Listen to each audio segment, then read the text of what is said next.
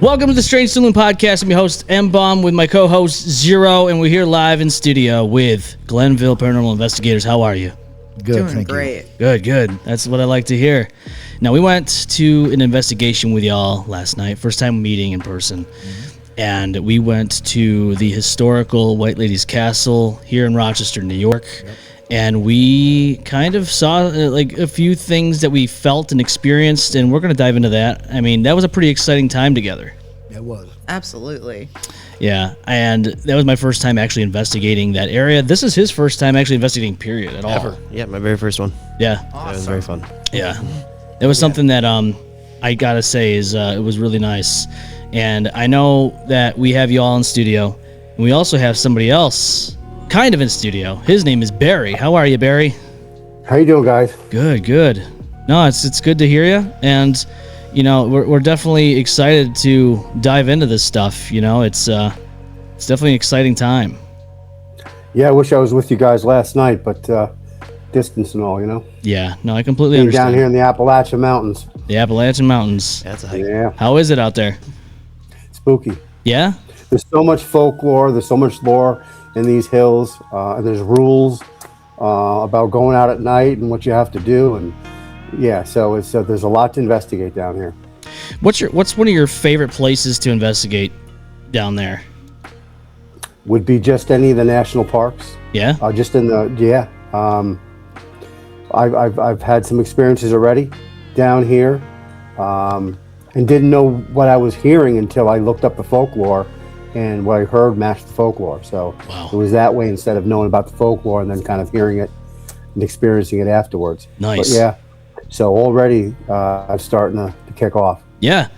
And, you know, I know that we've talked about a lot of places that you've already experienced, you know, in the area and all that. And I got to say, like, when it comes to the stuff that you've experienced in paranormal investigations here, what's one of your favorite places in this area that you've investigated? I would have to say probably the Roxy. The Roxy? Yeah, the Roxy. In Cape Vincent? Cape Vincent, yeah. Yeah. That was a very interesting night. I got scratched in the basement, Yeah.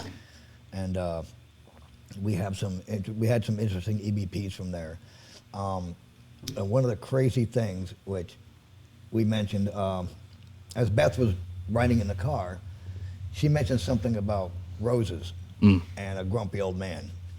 Well, when we got there at the end of the investigation the next morning, Barry brought up a picture of the original owner of the Roxy and showed it to her, and she identified that grumpy old man. Really? It was the Yeah, it was exact like a same picture person. that Well, had, actually, like, she described him to me before I showed her the picture, and I said, "Wait a minute, I've got a picture. Look at this. This is the guy you're talking about." And her description was exactly the guy that I had drawn up during my research. Really? Yeah, there was And more she than didn't one know I was person. doing any research at the time. Wow. That's wild. And as me and Barry were doing the interview with the lady that checks people in, with me and Barry doing the interview, and she was saying about different things that they experienced. Like one of the things they had was the smell of roses, Yeah. Rose water. rose water, which is what she picked up on before she got there. She mentioned Right. roses. Yeah. Interesting. So, and then she told us that after the investigation too. She wrote it down Okay. before we, after the investigation, she handed us an envelope of everything that they have described to us and everything that we were looking for. She had already picked up on before she got there. That was really crazy. Wow. Yeah, so typically if I'm doing a remote read for an investigation, I'll actually write everything down and I'll take a picture of it and, you know, to time, date, stamp it, and then Yeah. I seal it in an envelope and then it's handed to them. So, because of the way we do things, when I arrive on scene, I have the most limited amount of information. So like whatever I pick up on is completely genuine. Right. It helps to cement my credibility in what I'm seeing and feeling. Yeah, and that's the really key important part of it too, is, you know, the credibility and the ability to take the evidence and go over it and rule it as paranormal or not. And I know there's a lot of people out there that get skeptical on certain evidence, and they might not look at it in the same lens as we do as investigators. That's the one thing that I know that as an outsider, they're looking at it through all other logical reasons. Yep. For instance, years ago, when I lived at my parents' house, we actually would set up cameras because that house had some activity in it, and we would pick up things. One instance, there was a chair audibly heard moving across the floor. We presented this evidence to somebody that, is a skeptic, and their explanation for it was, oh, there might have been an earthquake. Okay. And you're fair to that opinion, but highly doubtful. I don't think that there was an earthquake that would make one chair specifically move. But, I mean, I'm sure in your times of investigating, you've probably heard people say things like that too. Oh, yeah, we've heard people tell us that, like, if we've got EVP of disembodied voices and we catch them on EVP, we've got things that, oh, well, are you sure you didn't have somebody down the hallway yelling? Yeah. Or somebody's talking down the hallway while you're doing that? And Right. so, they're, yeah. Right, and of course it's impossible to cover every angle to be like, oh, no, of Right. course not. But Yeah.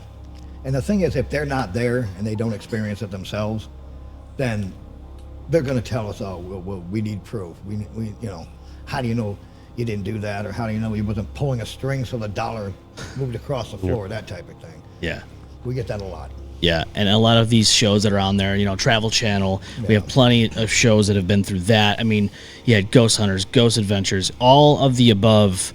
And there's people online, including sites like Reddit, that like to debunk these things. They try to debunk it. Like, there's a rumor, and I'm going to say rumor because I'm going to use this whole story lightly as I don't know, wasn't there, I don't know these people personally. Right. But like Jay and Grant, for instance, I was reading that Grant was faking evidence on a live episode that they did for a Halloween special, and people were making claims that this is why Jason Hawes and Grant do not work together any longer, because Jason wants to be genuine, legitimate. Right. And again, I don't know if that's true or not, but at the same time, there are people, I'm sure, in the paranormal community who unfortunately do those exact things and fake things. And unfortunately, that does ruin the rest of our credibility as investigators when we're trying to present evidence that's factually based upon video, audio, and every other thing that we possibly catch. And it's a battle, sure. You know what else is a battle? AI. It's brand new to us. And unfortunately, people will now claim, hey, that's artificial intelligence, when we know, in fact, that we documented something there in real time. And, you present it, people are going to see it, they're going to listen to it, and it's up to them really at the end of the day to believe it or not. Right. But as paranormal investigators, what's one challenge that you've come across in terms of how you presented evidence to maybe somebody that you went to an establishment they owned, and then you presented to them after all the claims that were there and that they wanted to have at least some answers? Is there any challenges that you've faced on those accords? We have been to a lot of places where people actually let us know what they already experienced as far as, so when we do a baseline sweep usually, and we kind of have them show us some of the hot spots where they've had the experience. And we try to get as much information and as much evidence from basically those main spots, and try to see if what we get corroborates what they've experienced. Right. And then when we present them, we try to present them with the evidence, hopefully that it does corroborate with what they were saying. Yeah.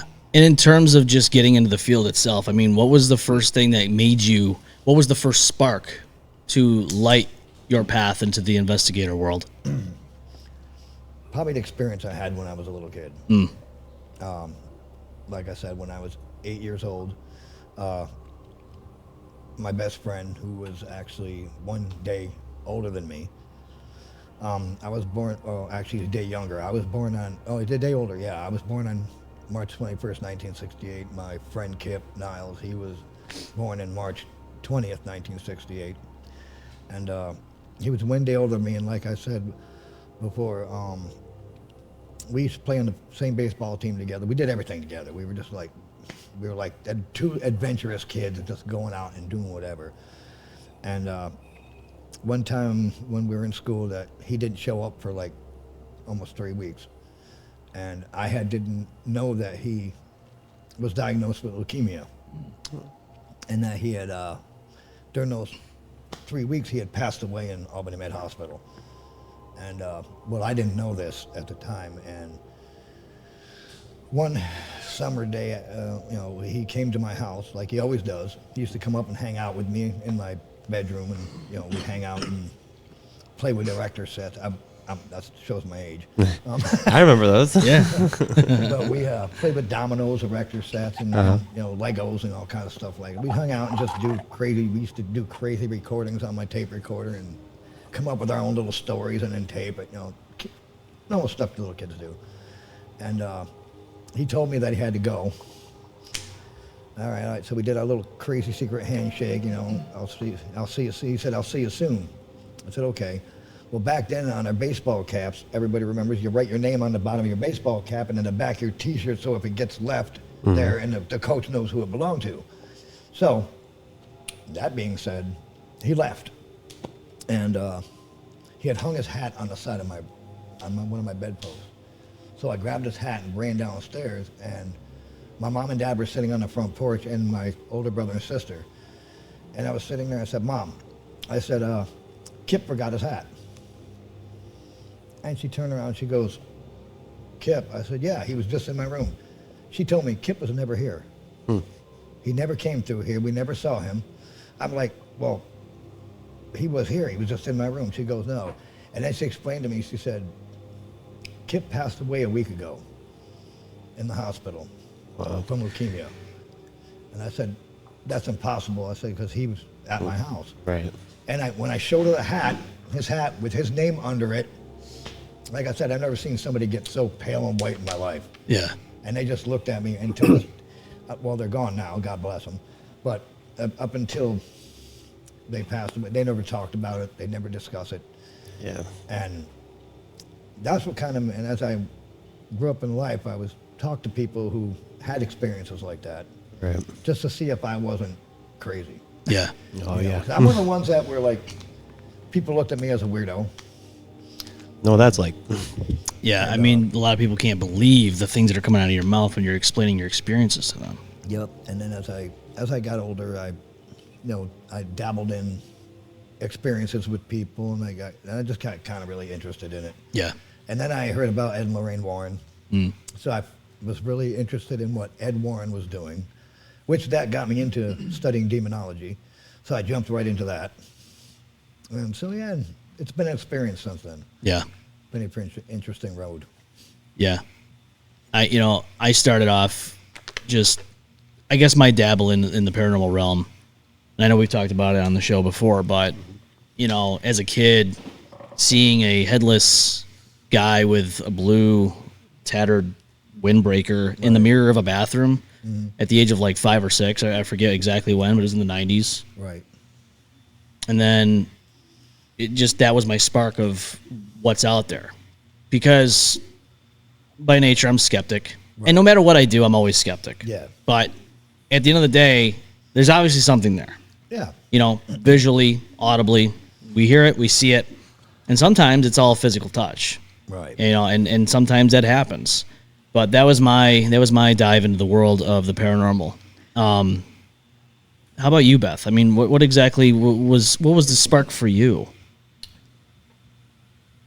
Honestly, when I was a teenager, I lived in a house that had some very interesting vibes, very interesting experiences in. You would hear footsteps on the stairs. Drawers would open and close on dressers by themselves. Nobody was there. The basement, the vibe in there, like as soon as you got down the stairs, it felt like pressure and just doom, and so, I mean, having experienced it firsthand, when I met John Saffis, I used to work at Nazareth College, and he came and did a presentation, and I actually talked with him afterwards. And this is, I want to say right around the same Ghost Hunters got started and everything like that. So that's like what really piqued me into getting into the paranormal investigating and research and things of that nature. Okay. But I've had some very interesting experiences over my lifetime. Yeah. And one I was able to corroborate with my ex-husband. Okay. We had a shared experience at 2:00 in the morning. It was really strange. We were laying in bed. Something told me to open my eyes, and I opened my eyes, and I was facing the doorway, and floating 3 feet above the floor was a woman dressed in white that looked like she was drenched in water. What? Yeah. And I'm like, okay, am I really seeing this right now? So I was like, okay. And she just, I could see her mouth move, but couldn't make out what she was saying. And then she disappeared. I'm like, okay, that was just really strange. Am I dreaming? Is this, what is going on right now? Yeah. So I went back to sleep.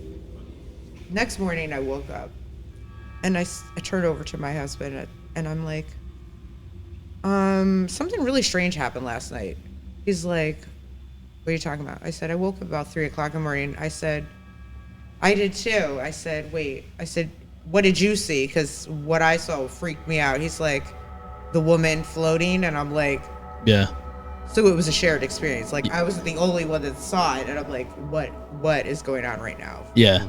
And I mean, I wasn't scared, but it freaked me out. Like, it was so unexpected. Like, where did this come from? And for him to corroborate what I was seeing, Yeah. That I was like, crazy. I'm like, okay, yeah. So I mean, that was like one of the wildest experiences. I've also been touched. Yeah. Yeah, I was asleep, and I actually felt I got woken up to a cold, clammy hand, like gripping my ankle. That's what woke me up, and I immediately sat straight up, and there was nothing in the room with me. Yeah. There was nothing that could possibly do that at all. Correct. Yeah, that's- And I'm like, okay, that would. Yeah, and that's just the tip of the iceberg. Yeah. I'm sure. Yeah. Barry, I would like to hear your experience. I mean, what got you into the paranormal world, man? Well, when I was about 8 in the 1960s, my parents and I were about 11:30. We were watching Johnny Carson, and my mom's best Ethel and her husband Ree. Ethel was my babysitter at the time, and Ethel was my mom's best friend. Ree was my father's friend. Ethel had gone into the hospital for cancer treatment, and had been in there for a couple weeks. And every morning, her husband would stop by and give my mom and dad an update, because back then there was no cell phones. Yeah. So give them an update on her treatment. So I distinctly remember the night we're watching Johnny Carson, and it's about 11:30, and there was a knock at the door, and my father gets up, and we hear him say something, and he comes back, and my mom said, "Who was that?" And he said, "That was Ethel." And the strangest thing was, she was walking up the road, and she just waving. So my mom said, "Oh, she must be back from the hospital. I'll give her a call tomorrow." She didn't want to come in, and he said, "No, she was halfway up the road when I got to the door, but she waved, so I think everything's okay." So that's what I remember seeing. I had gone to school, and then I heard my parents talking about it. And what happened was, the following morning, Ree had stopped by the house and said, "I have some bad news. Ethel passed away last night." So I always remember that story, because I experienced it with my parents. I mean, I didn't actually see Ethel, but my father, as a matter of fact, they're like, "Yeah, that was Ethel." She was, because they had lived up the hill probably 3 or 4 houses. So, and back in our neighborhood, it wasn't out of the way thing to just walk around the neighborhood. But yeah, that was the first time that something really real caught me. I didn't know what it was. Yeah. I just know it was strange. But I just remember my parents always telling that story to other family members. So and then since then, I've had multiple experiences in houses, and not really knowing what it was until I decided to really study and learn. Yeah. But I'm very critical. I'm like, I'm a believer. Yep. But I'm my own worst critic. Yeah. I'll see it and try to debunk it myself. And just like what happened at Roxy when I was with Ronnie, Okay. I was with my girlfriend and Ronnie when he got scratched, and I was in the room. Yeah. And I have no explanation for it other than my girlfriend, who was the videographer at the time, who I trusted, saw Ronnie react and was filming him, and he wasn't making any scratching sounds. Yeah. I had just left. We were doing EVP, and I said, I'm going to go in the back and see if I can pick anything up. So I left him, and no sooner I left him is when I heard him, and I came back. I took photographs of the scratch. We videoed the scratch. But when I got home, I said to Brandy, Brand, come on, tell me. Really, because I don't want to like go with this if you think Ronnie did this to himself. And she said, Bear, no way. I was watching him. He just turned around like something had touched him. He wasn't near anything. And then at that point in time, I had got to Ronnie's location, and there was 3 red scratch marks on the side. So I can't explain that. When you got the scratch marks, Ronnie, I gotta ask, because I'm always curious about this. So, walk me through how that started. Like when you started feeling the sensation, how did that go about? What it was, well, me, Barry, and his girlfriend Brandy at the time, we were in the basement of the Roxy. We were in a room where there was nothing around us. It was like an open room, and we had a bucket sitting there, and I was crouched down by the bucket, and we had our EVP recorder sitting on the bucket, and Barry was doing readings with the EMF meter, and he told us, he said, well, I'm going to go to the another part of the basement to see if I can get some EMF readings.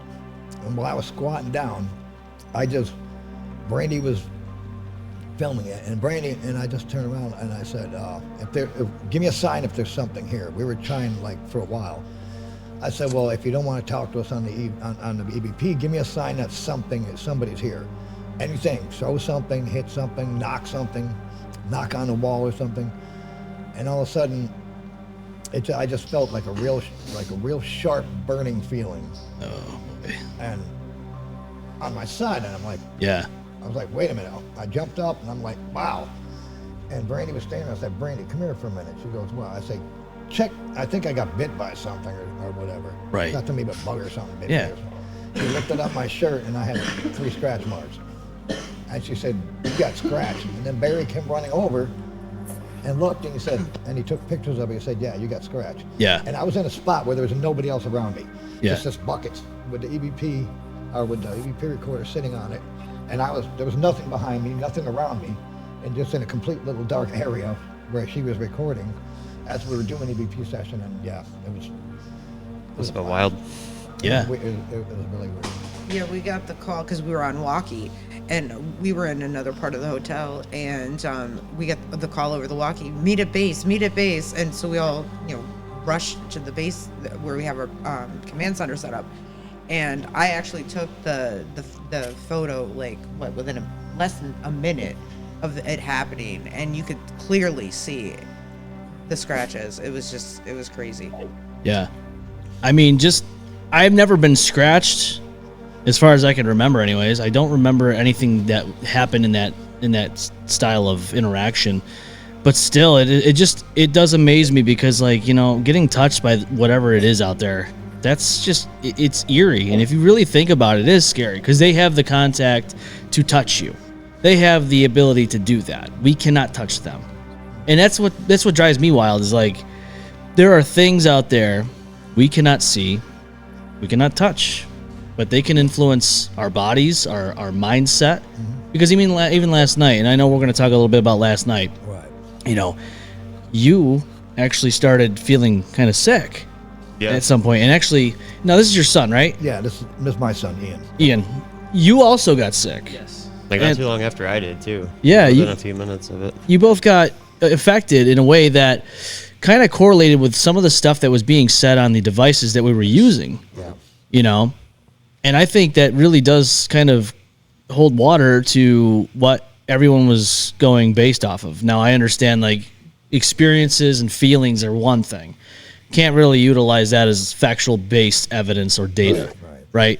But we can utilize it in the sense of there's more than likely something here, in diving into it, and I don't know about anybody else, but, when we got there, you know, the first thing we had was 1700. Yep. That came up on the Spirit Talker, was it? Yes. And if I'm not, I mean, correct me if I'm wrong, but I think that predates the lore of White Lady and the castle. Actually, it was 1900. She said. Okay. And then that's when I came to you and said, you know, it just said 1900. Now I said, if you think about it, what we read on the sign, the place was built in 1911. Right. So that kind of, to me, legitified Yeah. Right. who was actually answering us with a legit answer. Yeah. And to me, like going to the stairs and all that. Now, I've driven by this place multiple times. Never stepped outside. Never walked those stairs. First time going there last night in that area. You know, we walked up the stairs, and just throughout the whole time we were up there on that level where all of the base of the castle was, Yeah.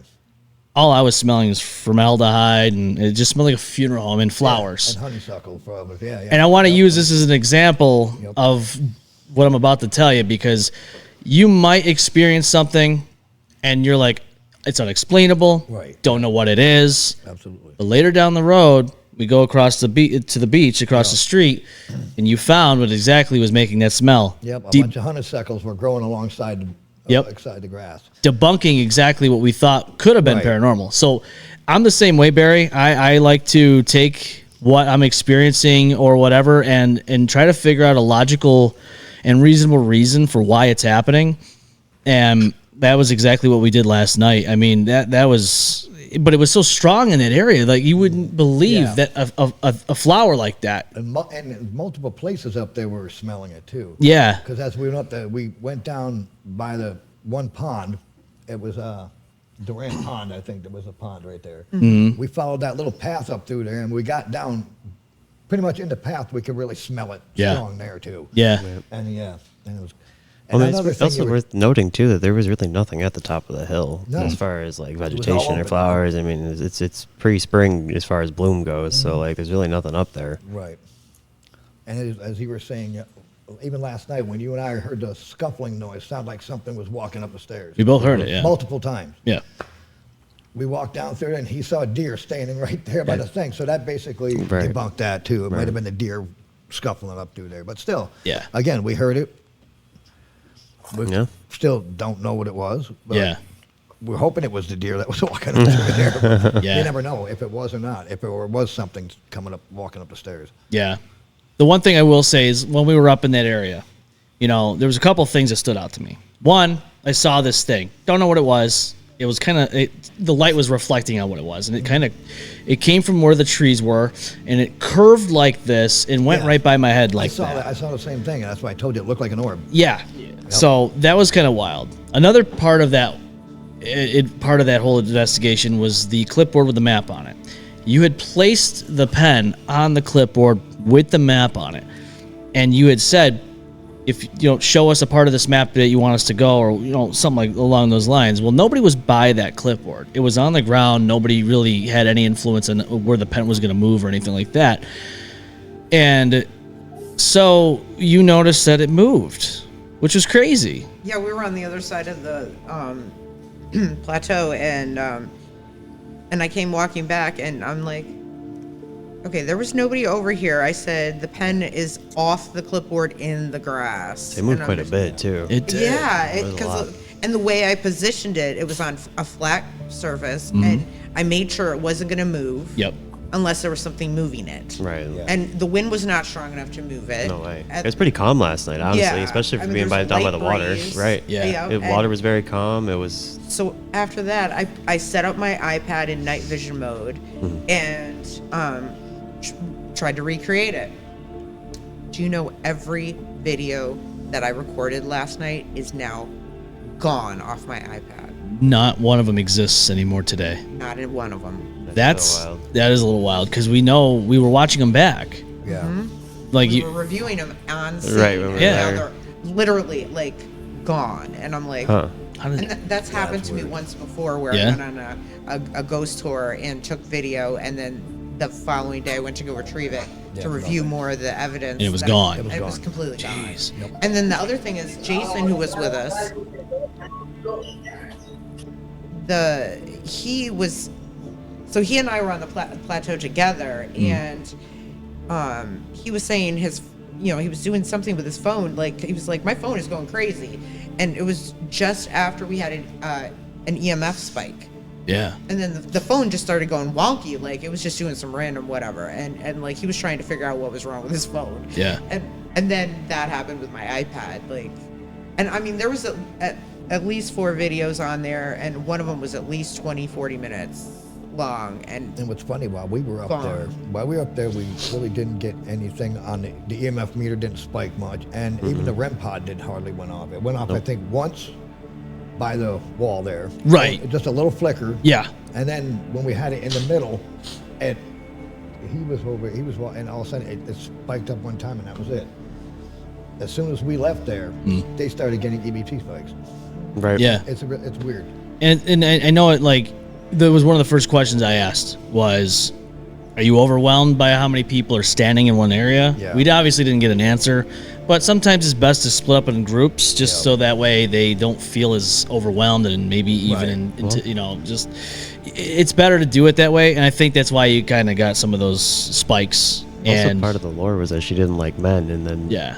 4 of us men left. Yeah. So, you know what I mean? There was also that potentially as well that could have factored into it. Very well. I mean, very well so. I think that might also have a hand in it.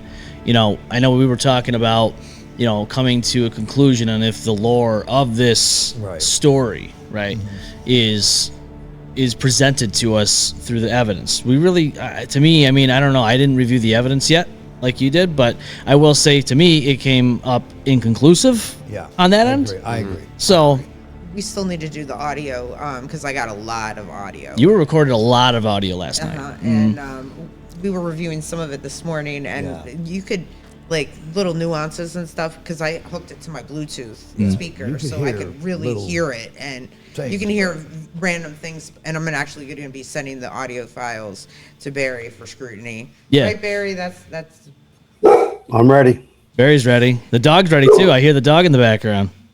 Listen, I'm actually have a house deep in the mountains. There's something crawling on the back porch or something, because he's going crazy. Uh-oh. I just, yeah. So Hopefully it's not Bigfoot. No, well, I don't know. Hey, hopefully it is. Hey, maybe Maybe Probably it is. just an Well, if Dozer walks outside and the dog comes in looking like Dozer and stands on his hind legs and starts smiling at you, I would definitely, it would be worth looking into. Yeah, we got to figure that one out. We might have to investigate. You don't want no skinwalker coming in your house. You better check it out. Yeah. Yeah, I mean, the big thing with the reviewing of the evidence, and having somebody on our team that really scrutinizes it. Yeah. So we can, like, say, okay, yes, we can definitely throw this out. That's debunked. We figured it out, and then again, it leads to the credibility. Yeah. We're not going to present evidence that we can't 100% have a conclusion and say, oh yeah, Well, that's kind of our motto as GPI, and that's I've noted too, and I've And told Aaron. everybody that, and Aaron Paranormal, Barry Aaron Paranormal. I mean, we've always agreed that we don't make fact out of fiction. Yeah. A lot, like you said, a lot of paranormals on TV. Yep. They say, okay, this is what we found, believe it. They want you to, hopefully, Well, believe it when you that's see what it. the whole TV thing is, right? Yeah. Yeah. They want to Yeah. sell you the dream. Because I've seen Ghost Adventures episodes, and I've seen a lot of episodes of these, like, sci-fi channels and everything. Well, They TV take- sells drama. Yeah, they take you 100%. on an investigation. Okay, well, this is what we saw. We just saw that. Notice the dark shadow in the corner when you show the footage. You open up and you don't see nothing. Yeah, I Like, know. Well, what did they see? Because I didn't see it. Right. Yeah, that's kind of where I'm at too. And, Right. So like I said, we don't make fact out of fiction. Yeah. Well, they got a whole TV show to make out of it, so it's Right. like, We they're not going to don't go there and fi- waste all the money and not come If up we with look at something. evidence, we review evidence like you said, we debunk it, and we don't see it. We're not Right. going to tell you your place is haunted. Yeah. We're I not going think to tell you that's it's a challenge Yeah. because, like, Right. sometimes people are so wanting answers. Yeah. But when we come up with zero evidence Right. to Well, it's easy. support It's easy that. just to believe what people tell you. You know what I mean? Because, like, I mean, who's to tell you it's wrong? I mean, with anything, absolutely, until you have actual solid proof. I mean, it's like you were saying earlier. I mean, you don't believe it until you experience it. Right. You know, and unfortunately, with a lot of people, they never will because they don't seek it. Number one. I And mean, if somebody calls us or a place calls us and say, listen, I got something going, I got knocks on the walls. My daughter was walking past the front door, something knocked 3 times, she opens it up, and there's nothing in there. Right. And they call us and say, can you know, oh yeah, it's worth checking out. It's worth going to see. It's worth us going to, take our time to go see if we can find out what knocked on the door 3 times. Right. Or what's scratching the wall at nighttime when the kids are trying to sleep, or why the closet door opens by itself. It's worth us going to check it out. Yeah. that doesn't mean it's going to happen when you're But if there it either. doesn't happen Right. when we're there, It doesn't necessarily okay. mean it didn't well, happen. that doesn't legitify what they Right. told us. Right. And if Right. we don't have proof or we don't have evidence of that, we're not going to meet the next morning and say, "Oh, ma'am, your house is Right. crazy haunted." Yeah. I'm Well, Ronnie, sorry. if you recall when we were going to do that documentary, the Albany Rural Cemetery in Albany, Yeah. New York. Yep. We had the director. We secured all Yep, I the remember. insurance. We met with the company that controlled the cemetery. Yep. They were on board. We had everything going. And during conversations with the director, which I'm not going to name his name, he kind of said, well, are we sure there's something going to happen? Because Right. we really need something to happen. Yep. I can't guarantee something. It could be a Right. boring night. A lot of it's just sitting around waiting. Right. So that's a yeah, question they that ask us, that kind of that's brightened hard my for us eyes answer, to right? a lot of that. Yeah. We can't give you a solid answer if somebody says, "Oh, well, are you sure something's going to happen?" Well, we can't tell you that. No. Right. And that's just it. Like, I know we were talking about it last night. Going to a location multiple times, you could go there twice, not experience one thing. Yeah. Your third time in, you're like, oh, I just got a piece of evidence I never thought I was going to capture here, because the last 2 Right. times was quiet, nothing happened. And it happens. I know there's even episodes of ghost hunters. People were upset because they would go into a location Right. and not get anything. They're like, well, what's the point of putting the episode out? Well, they're being factual with it. And I understand, like, the TV networks and all that.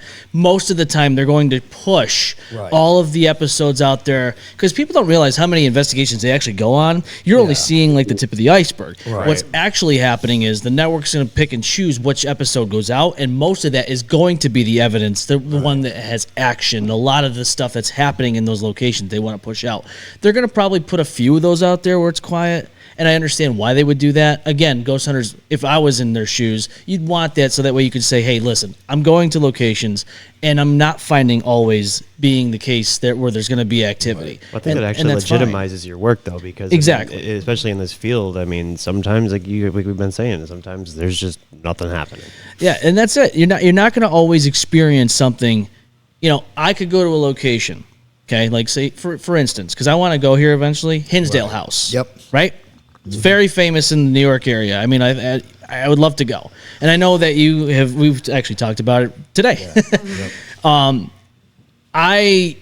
Say I go there, don't experience anything. You go there, you probably get the piece of gold of video evidence nobody else has ever captured. It could happen. Right. And that's just it. It also depends on the person. Absolutely. But what throws that up in the air is, like, you go there, nothing happens. We go there, a whole bunch of stuff happens. Yeah. But that's not credible to you. Right. That doesn't tell you anything. Right. It just tells you what we experienced. Yeah. That guy said, making fact out of fiction. It'd be great if we could all go together and then we all experience the same thing. 100%. That makes that legitifies it. I mean, if we go there and say, "Oh, well, she got slapped behind the head by a ghost and he got kicked in the leg," or or every single device we have goes off at the same time. Yeah. We ask questions, crazy shit happens. Okay, well, you went there a week before and nothing happened. Yeah. So that's going to make you say, well, okay, so how's that prove it to me? Exactly. And that's a question we've been talking about all night. Yeah. So I actually did a walkthrough at the Parr House in Geneseo, and unbeknownst to me, the person that was leading the ghost walk tour, I guess they had previously had a psychic medium go into the space. So we're in this one part in the basement, and he's talking, and I said, excuse me, I said, were there ever goats down here? He said, Goats. Goats, farm animals. Oh. Goats. Tom Brady? John Cena. Yeah. So what's tripped out is, so I said, were there ever goats in this space? And he's like, well, actually, yeah, we've actually heard reports that there were goats in this space. I said, because in my head, what I was hearing was meh repeatedly, like in a loop. Wow. And I'm like, so he was like, that's interesting you would ask that question. And That then is come to wild. find out later, after the tour was over, he said, I had somebody go through prior to you and say the exact same thing. So to have that Crazy. shared experience just kind of validates. Yeah. Huge. Yeah. You mentioned psychic medium. And I want to talk about that. But before we talk about that, I want to take a quick break. Everybody gets a little bit of break, so maybe we use the bathroom and all that. So, but when we come back, we're going to be talking about that in just a moment. So bear with us. We'll be right back after this. Hang on. Yep. Hey everyone, I hope you're enjoying the episode. Please do us a favor and head on over to the YouTube channel if you're not there already and hit that subscribe button and smash the bell. Why? Because that helps us grow and it helps you get notified when we go live and upload new content like this episode that you're watching and listening to right now. Thank you very much. We appreciate it. So welcome back to the Strange Saloon podcast. Zero had to step out. He had a personal matter to attend. But I will say before we entered the break, we discussed a lot of things. But you said something I want to go into next, which is the psychic medium portion of the paranormal realm. And you yourself are a psychic medium. I am. And I've been doing readings for a very long time. I don't want to, date myself here. Yeah, so when he and I started talking about the paranormal, and GPI was resurrected, my role is, as the psychic medium, is to go in and do the walkthrough, have somebody record as we go, or I self-record on my iPad. And so I identify anything I pick up on, emotions, images, things of that nature. It's all documented. And also spaces that have the most activity. So, but like when I go to these investigations to do the walkthroughs, I'm given the least amount of information. I do it completely cold. I don't want to know the backstory. I don't want to know anything. Sometimes they don't even tell me the address. Like this gentleman that that was having the basement orbs, like I didn't even know where he lived. They were just going to drive me there and basically drop me off with my iPad. Yeah. And so when I do the walkthrough, I mean, I'm going solely on what I'm picking up on in the space. And there was one that we did a preliminary. They did the preliminary readings with the gear, and in my walkthrough, like it was in Massachusetts, and it. So I get into the dining room, and the layout of the house. There was like these knick-knack, curio cabinet built-ins or whatever. Anyway, so like it was interesting because I would stop and pause and stare at a specific object on the shelf. Yeah. And it would, it would pique my interest, obviously, but like come to find out after the fact, every place that I stopped had something to do with a family member, I think, that had passed away, if I recollect correctly. Yep. Barry, you can chime in on this. I mean, Yes. and the people that we were doing the preliminary on were like, it is so strange. She literally stopped at every spot that related to this or that, and they were just like floored. Yeah. And then at the end, I remember asking him about the mirror in their dining room. Oh, yeah. And I said, you've seen a shadow figure in your mirror, haven't you? And he's like, oh my God. He just like, his eyes like bugged out. And he's like, I have not said that to anyone. Yeah. And Beth, that's all recorded. You know that. That's all recorded. We Remember, have we that. recorded all of that entire walkthrough that you did. So that's on recording. Yeah. And his, like, just his expression was like, I mean, he was completely floored. Yeah. And like, Is that the one where they had all the Jesus statues in the windows and everything? the Marys. Of the Virgin Marys in Yeah. all the Yes. windows? But yeah, Oh, it's kind of weird. No, we said that was our first or second. no, I Was said was that our first? That was our second time in Lee, Mass. Because the first time is when we had that experience in the bar. Oh yeah, I'll let Barry tell that story. Oh, you got a bar story, huh? A little bit of a bar story. So we did an investigation in Lee, Mass. It was kind of in the late afternoon, and it was Beth and I. And did Brandy go with us, or was no, it Timmy? It was Timmy. Timmy. Okay, so the three of us traveled out. We did our investigation. So we decided, why don't we just stop and have some lunch at this bar in town, restaurant, and we'll go home. Because at the time, I lived about 90 minutes from Lee. So we pull into the parking lot, and we approach the bar, the front entrance, and Beth said, let me hang out here, I'm gonna have a smoke. You guys go in, get a seat, let's sit at the bar, and grab menus, and we'll order something real quick. So Beth is on having a cigarette, and Timmy and I walk in and get a seat at the bar. So we ordered drinks, and I said, I have to go to the bathroom. So the bathroom was immediately behind where the bar is. It was a single room, single stall bathroom. So I go into the bathroom, do my business, and I hear distinctively, hey Barry, to which I said, hold on a minute, I'll be right out. Because I'm thinking it's Beth. But I distinctively heard a female voice say, hey Barry, which I even answered it. So I'm done. I come out of the bathroom, I say to Timmy, where'd Beth go? And he said, she's still outside having a smoke. No, I was in the bathroom at this point. And when I came out of the Are you in the other bathroom? Yeah, so you had told Timmy, and I had literally just come in the bar, and I had gone straight to the restroom. So I told Beth this story, that I thought you were outside the door, because the voice was right outside the door, or inside, just in the door, about hey Barry. So and then she gave me a reading on what or who was making the sound. Seemed pretty interesting to me. And fast forward a few years later, me and my daughter went to the outlets in Lee, Massachusetts, and we had lunch at that same pub.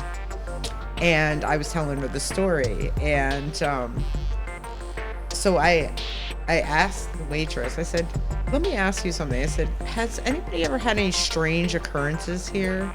And she just kind of looked, and she was like, well, not that I'm aware of, but but she didn't seem all that what's the word I'm looking for, truthful in what she was saying. Yeah. She just kind of had this look like, okay, I'm not supposed to say anything face. But yeah, so like I said, and I explained her the story of what happened with Barry, and it was crazy because I had literally just come in the bar, and as I was going into the bathroom, he was coming out, and he told this to Timmy. And then when I come out, he's like, hey, were you calling my name? And I'm like, call your name? I just came in the bar. I was outside. What are you talking about? And he told me, and it was just phenomenal. And then like I kept picking up that there was this woman, and she was in period attire.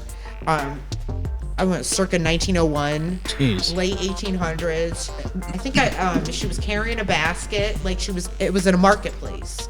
Okay. So it kind of made us wonder, like, was there something there before that place was built? Yeah. Like, Well, when we did research, it was a bar, it was a brothel, it was a store. So it had turned over to be many things throughout the years, because it was one of the oldest buildings in Lee, Mass. so the basket But Beth, would make sense when you went back to though, did she say anything about me? Like, did she ask about me? Yeah, Because you described her as pretty attractive. Yeah, she was quite a very attractive young lady. you know, Hitting on the ghosties, huh? Hey, you know. yeah, we dubbed her his real ghost girlfriend. Oh no. Yeah. That's the best part of it. You never know what you're gonna get. No, and it was Yep. just like, and what was crazy is like, I mean, I could literally like you're sitting across me, I could see her in my mind's eye and describe exactly everything from her hair color, height, what she was wearing, the whole 9 yards. Wow. And that she had a basket which would actually, you know, coordinate with, it was a market. There was a market there. So, you know, because back in those days when the women went to shop at the markets, they had the little wicker baskets to put their goods in. So that actually makes sense. I've got one question that's always boggled my mind about the paranormal thing. How come every time an apparition is seen, it's always a woman? You ever notice that? It's always a woman in white or a woman in black or somebody in Victorian clothing. Or I didn't see any of that. I just saw a headless dude with a blue windbreaker on in the mirror. That's what I saw. And shadow figures. Yeah. Seen those. I mean,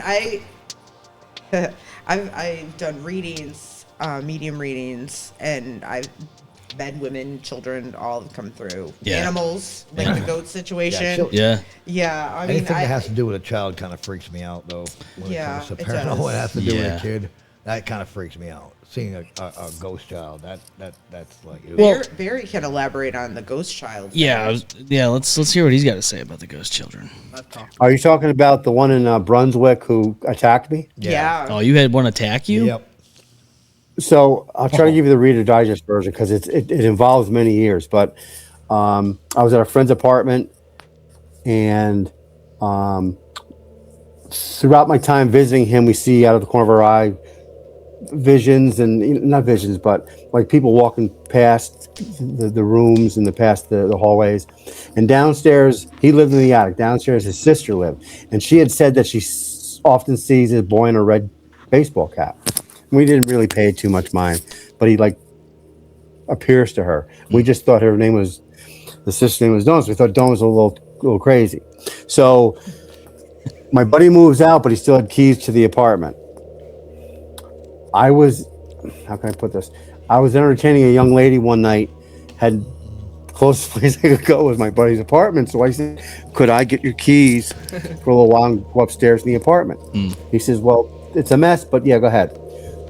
So we go up there, and she kind of gets spooked because she says she sees this boy in a red baseball cap in the corner of in the apartment, and she wants to leave. And I said, well, there's nobody in the building, so I don't know what you're seeing.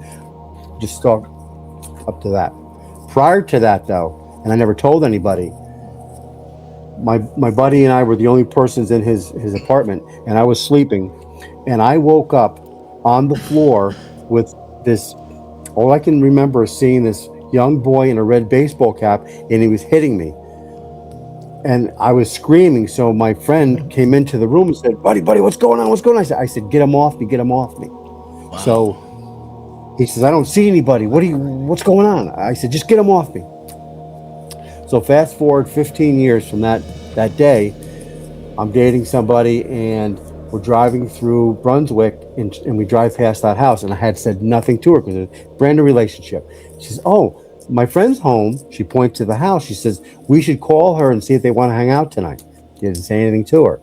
So she calls her friend. They come over to her apartment, and I was at her apartment, my girlfriend's apartment. And I said to the guy, her boyfriend, I said, I got to ask you something.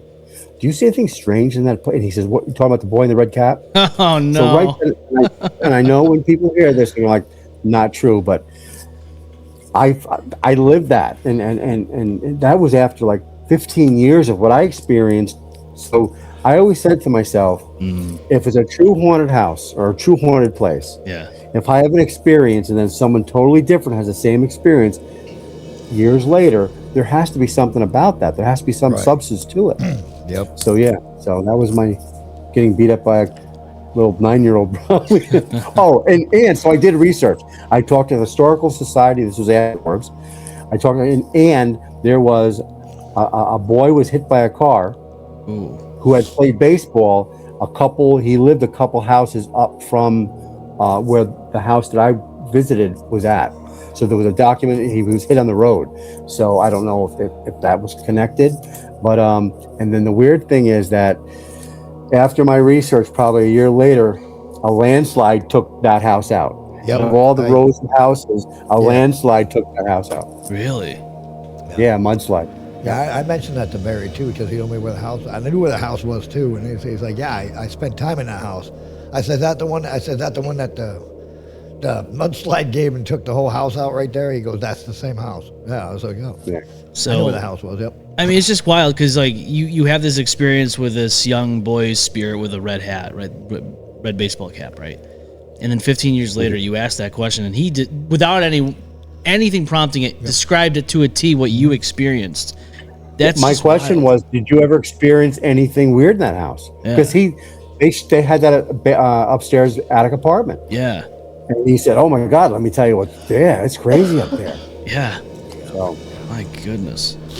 Yeah, you just never know. I mean, that's the thing about it, you know. And when I hear children's spirits, like when I hear stories like that, my mind automatically goes to something more sinister. Yeah. We hear it a lot, you know. Rolling Hills, for instance, you know, there was a Christmas room. Yep. And I think I don't know, did you ever see the episode of Ghost Adventures where they go in there? Yep. Yeah, you did? Yeah. Okay. So, you know, something like that, why would they be there, right? You know, you have to ask the question, is it really a child? Or are you messing with something else that's kind of, you know... Sinister. Yeah, doing something a little bit more devious, Yeah. you know, with malintent. And that's what I worry about when you deal with things like that. Because it wants to lure you in. It wants you to feel like you can trust it, like you want to help it, like it's innocent. But at the end of the day, you're messing with something a little bit darker than you think. And that's why I get a little bit weary when you hear about children's spirits and locations. And like, And this is why we protect ourselves when we go. right. Yeah, I mean, last night when we went, you know, everybody's got their own little ritual, so to speak, before and after an investigation. Yeah. And last night when we went to White Lady's Castle, there was a different variation to every other thing that we've done before in the past. Like, this was cool because you did the smudging and, you know, the symbol drawn on us, so that way of protection. Yep. Still got it. And honestly, I think that it doesn't matter what it is, as long as you do what you need to in order for them not to follow you. Yeah. Some people want to go in there being skeptical, but being foolish, not doing anything. And then they go home and then they have weird things happen to them. Could be a day later, could be a week later, could be months later. Or years. Years, yeah. happen. I've had that happen where I've done an investigation and without not telling it doesn't have permission to follow me. Yeah. And this is when I first started getting into the paranormal thing. I had things follow me home before. So, and then bad luck just starts happening for no reason. yeah. You know, and then your everything that your whole life starts going downhill for no reason. Yeah. Yeah, and I do believe that's because something followed me home and is causing all kinds of, you know, misadventures in your life. So how do you deal with something like that? How do you cope with that, and how do you come to a solution to something that happens to follow you home and cause all these incidents? It's very hard it's hard to deal with. It really is, because you don't know what it is, what followed you home. If it was sinister or if it's just a wandering spirit that wanted to escape from where it was at, a lot of times they can attach themselves to you just to get away, especially insane asylums or anything like that. People were locked up, died there, but they still don't want to be there. They want to be free, so they're going to attach themselves to you as a way to get out. Yeah. And a lot of them, so basically you really don't know what it is. Yeah. So it's kind of hard to, if you find out what it is, then it's kind of better to deal with, and you figure out how to deal with it. But Yeah. this is the main reason why we bless ourselves and protect ourselves going into somewhere. Yep. And shielding ourselves coming out, because we don't want that experience. You don't want to experience what can happen if something follows you home. Yeah. Like I said, you don't know what it is. You don't know what it can do. It can cause you to get hurt. If you get a sinister spirit enough, can mess with your mind. Yeah. And cause you to hurt yourself and other people, and eventually end up taking your own life. I've heard of incidences like that. Yeah. So yeah, it's very hard to deal with. So when something like that happens and you start noticing that, And it may be coincidence, it may not be, but I mean, just when something like that starts happening, what draws you to the conclusion that this is something that possibly followed you home? Honestly, since he and I have been doing this, knock on wood, we've never had anything follow us home, thank God. Good. He has been in the field a lot longer, but so he could definitely speak to that. It's like I said, if you can't identify it, you can't act on it. That's, yeah.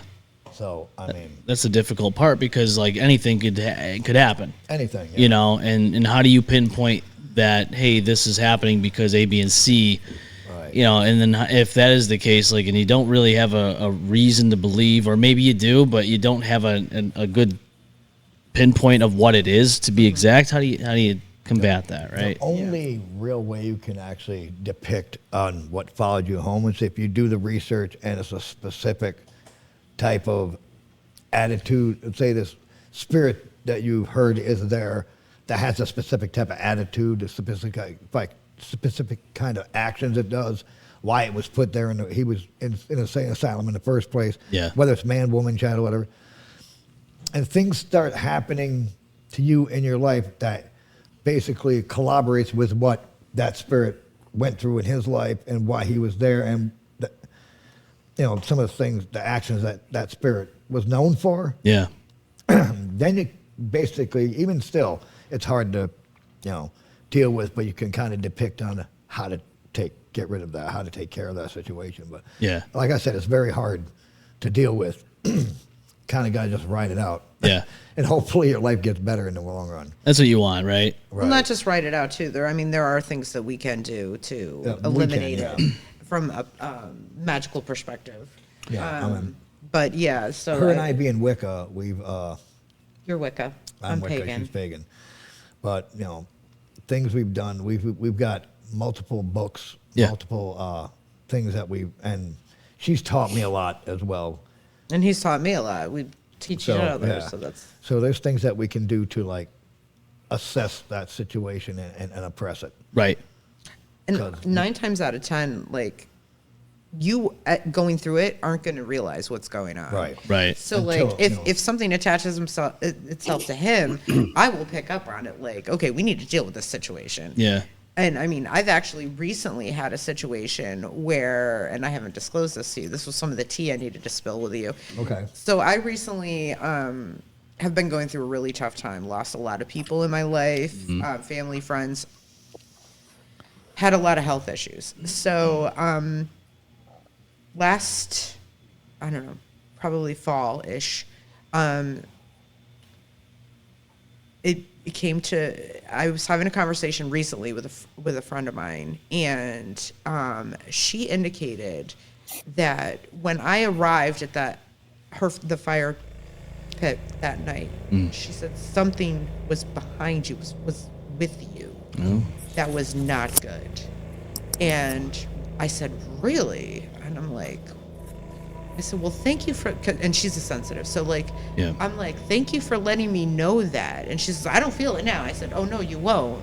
I said, but thank you for letting me know, because like, that's how we can understand what's going on. Because when you're going through it, you don't necessarily know that's what's Right, happening. Exactly. Correct. And so with his abilities, my abilities, and now I have this friend, like, I mean, and it caught me off guard, like, because she physically got sick from it. Oh. From the energy it was putting out. Yeah. Very dark. And I'm like, well, I'm glad I dealt with it, however I dealt with it, but I mean, but like, it's gone. Yeah. But it's just, when you're in it, you don't know you're in it. Right. It takes somebody else realizing you're in it to help you out of it. Yeah. So, and Like- then this is why we stress protection. We stress, making sure you're cleansing. Last night afterwards, we went and we did a circle, and we We did.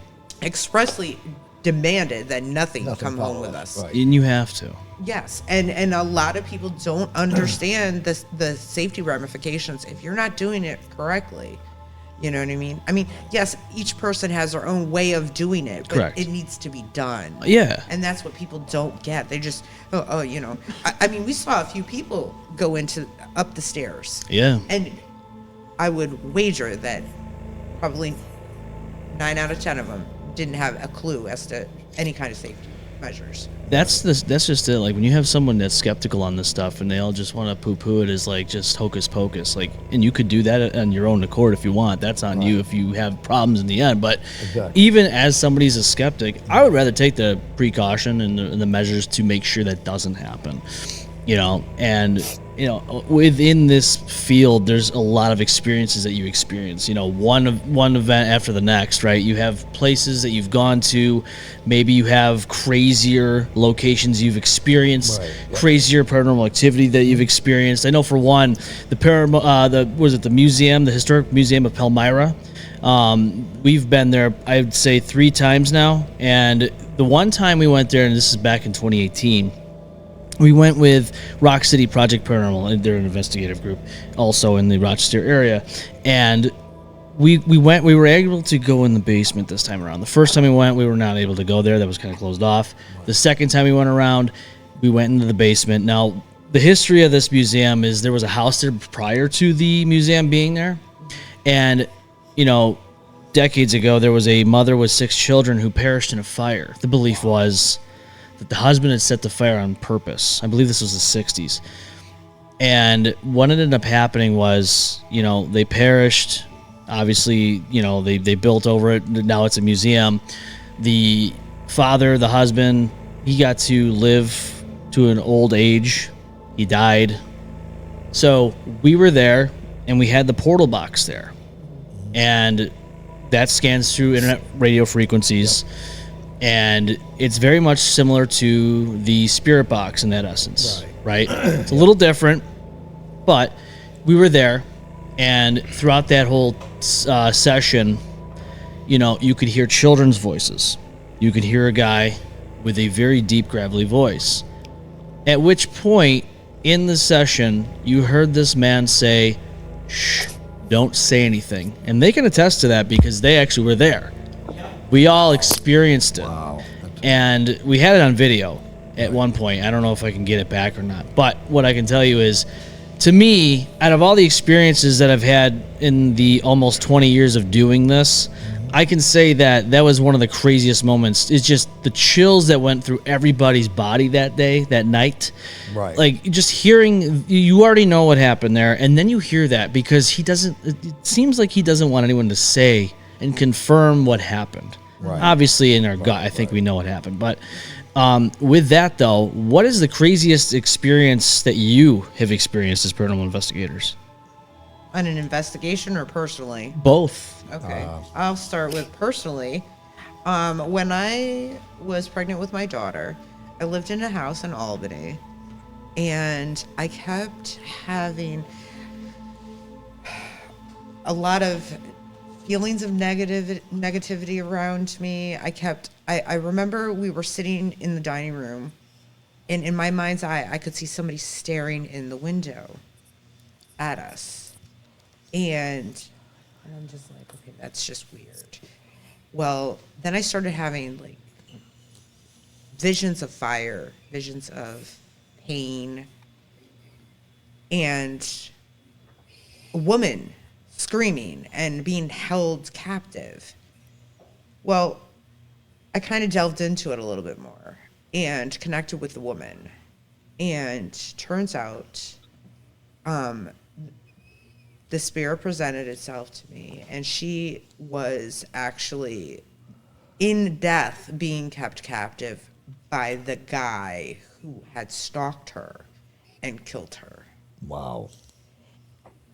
And for whatever reason, it was in this house. Like, I don't know if it was attached to the house or something nearby or whatever, but I was picking up on it. And and then, like I said, I was like having nightmares and visions of fire. And I actually confirmed with my upstairs neighbor that she too was having visions of fire. And come to find out, there was a fire in that house at some point, and that's what we were picking up on. Wow. So we had that shared vision of the fire. But like, what was weird is the room that I had as my bedroom, it seemed like that was like where the majority of it was like centered. Yeah. But like, I was able to connect with this woman, and it freaked me out that even in death he was still holding her hostage. Yeah. And that just, obviously we eventually moved from that house, but like, yeah, that house was just very strange. But yeah, I'd say that's a strange experience. Yeah, my kind of weird experience. I've had a couple of them, but the most strangest experience I've had with the paranormal is when I lived in Schenectady in an apartment, and my brother and I had shared an apartment with his girlfriend, and at the time they had their baby, and the apartment that we moved into, we did not know that there was a house there at one time that had burnt down, and they built an apartment building on top of it. It was a 2-story house, and my first daughter was stillborn, and so we had to like bunch of baby stuff for her, and I had a mobile that was given to her by my ex brother-in-law, and it was a porcelain doll he had found and a mobile that went with it, and we had it in a box and we had it in the basement. Well, every now and then we'd go down there, and the box would still be sealed, but the porcelain doll would be sitting on top of the box, and the mobile would be hung spinning. So I'm like, okay, that's weird. So I personally took it down myself and put it back in the box. In the bottom of the box, packed it back in there and taped the box shut. A couple nights later, I hear this music. I went back down there, and the mobile's back spinning around, and the doll's sitting under it. And then when I went back down there, the doll actually slumped over. Oh, man. So I'm like, okay. I went back up out of the basement, and I started getting aggravated. So I said, listen, if there's still something here, you got to stop messing around. Because we're all starting to get freaked out here. Later that night, we had a changing table with a bunch of baby bottles lined up on it. Each bottle fell down in a domino effect, rolled and flipped off the changing table. Yeah. One at a time.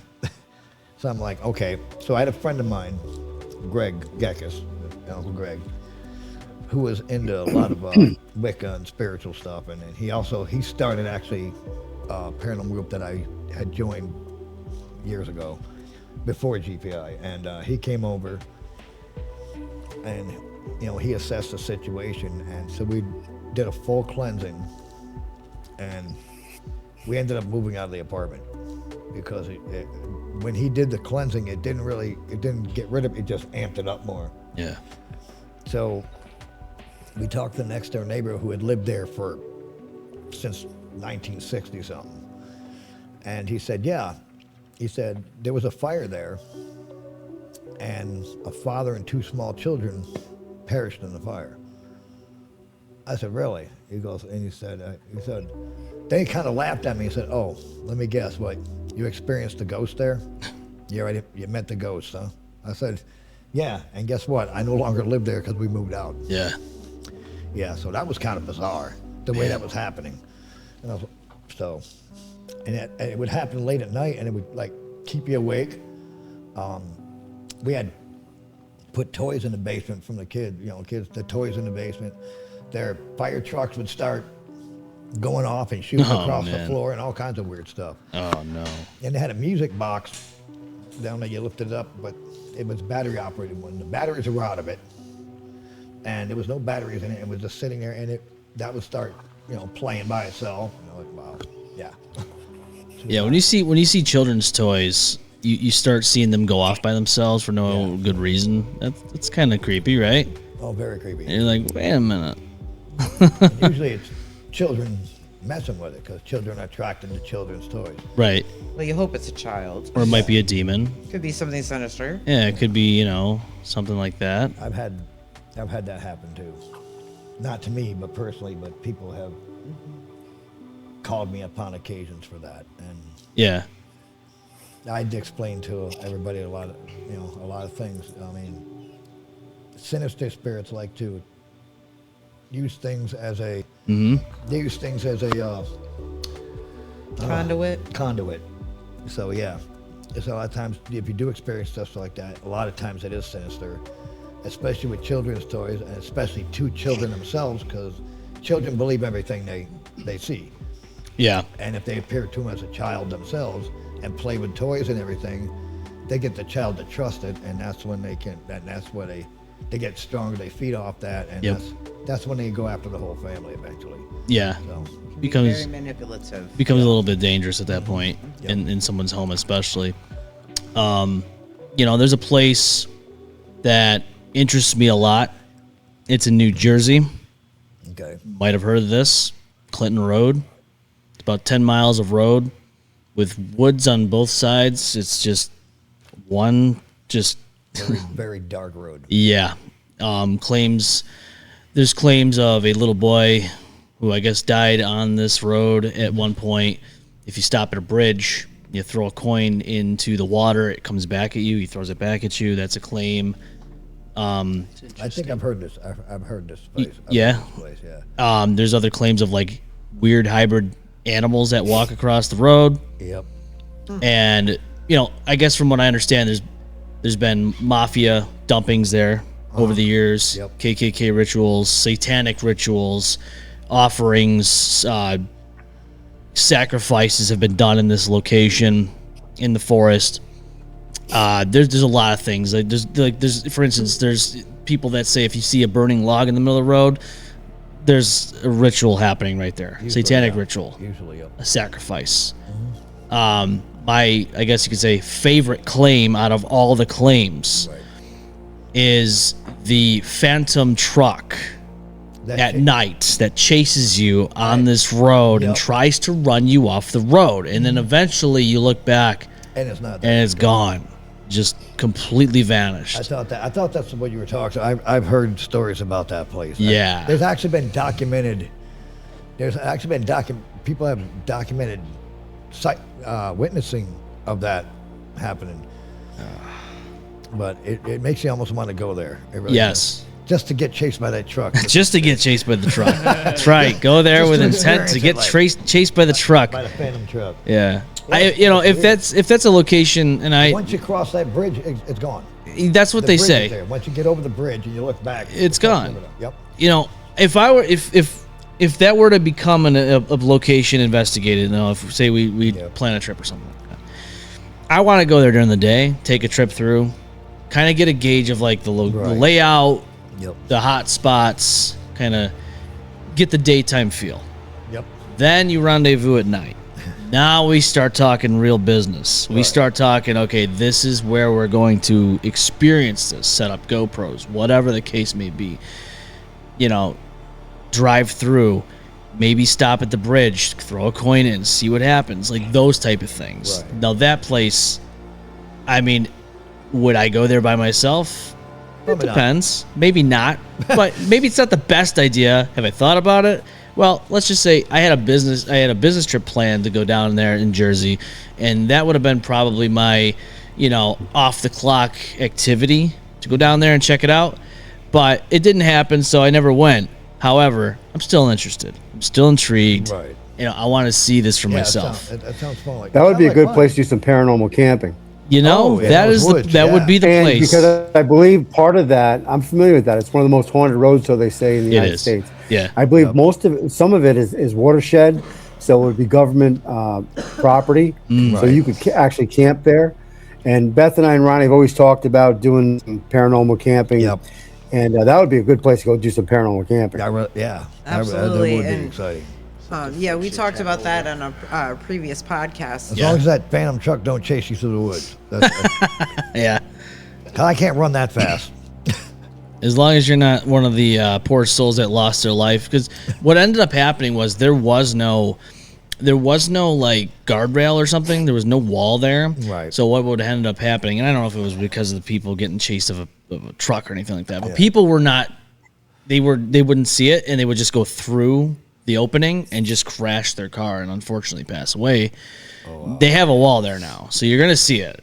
Whereas before nobody saw it, and if it was dark out, they didn't see the turn, it's too late. You know how people are. They like to speed. People love speeding, especially on a road like that. It's isolated. People want to get little speed cops. racer. Exactly. That's what I mean. Like, so No police. I don't chalk that up as paranormal activity happening there. I just chalk that up as somebody being negligent with their driving Being skills. stupid, yeah. Yeah. So, I mean, it's unfortunate people lost their lives on that road, but at the Right. same time, you know, that's just the reality of it. But that's a place that always intrigued me. Another one, most definitely, I would say, would be Terrence Tower downtown, you know, in South Ave, Elmwood Ave. Obviously, Yeah. it's not in the best of shape. It's probably not safe to go in, I guess, for the most part. Obviously, people get in there and do crazy things, but I mean, you got to think, it closed in '94, I believe, and all these years, you got to think, there's so many things that happen in that place. Lobotomies have been rumored to have happened there. There was I guess you could say, an event that happened where, and I read this online. Is it true? I don't know, but this is something I read on an article of some sort. Right. Somebody had said that somebody had escaped Terrence Tower in its heyday and went down to New York City, got on a subway station, stabbed a woman to death, and it's just like, well, how does that happen? You have to ask yourself, how does that happen? And then I guess there's rumors of people jumping through the windows and just killing themselves, which is awful. It's tragic.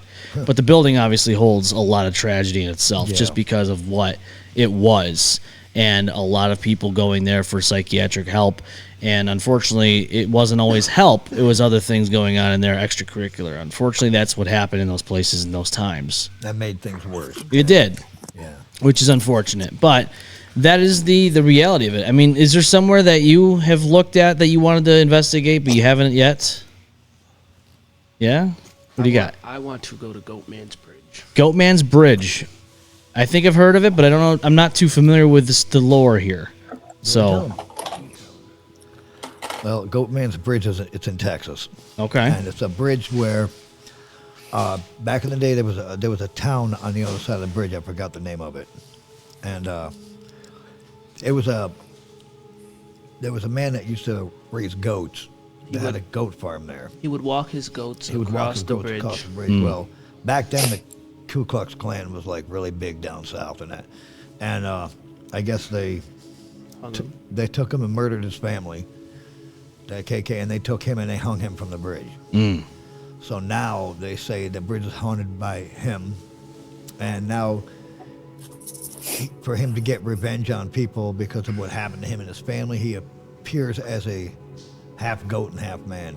Wow. But the only way to get a hold of him is you knock Right. on the bridge 3 Right. times, and he's supposed to knock back. It's always 3 times, right? Right. Yeah.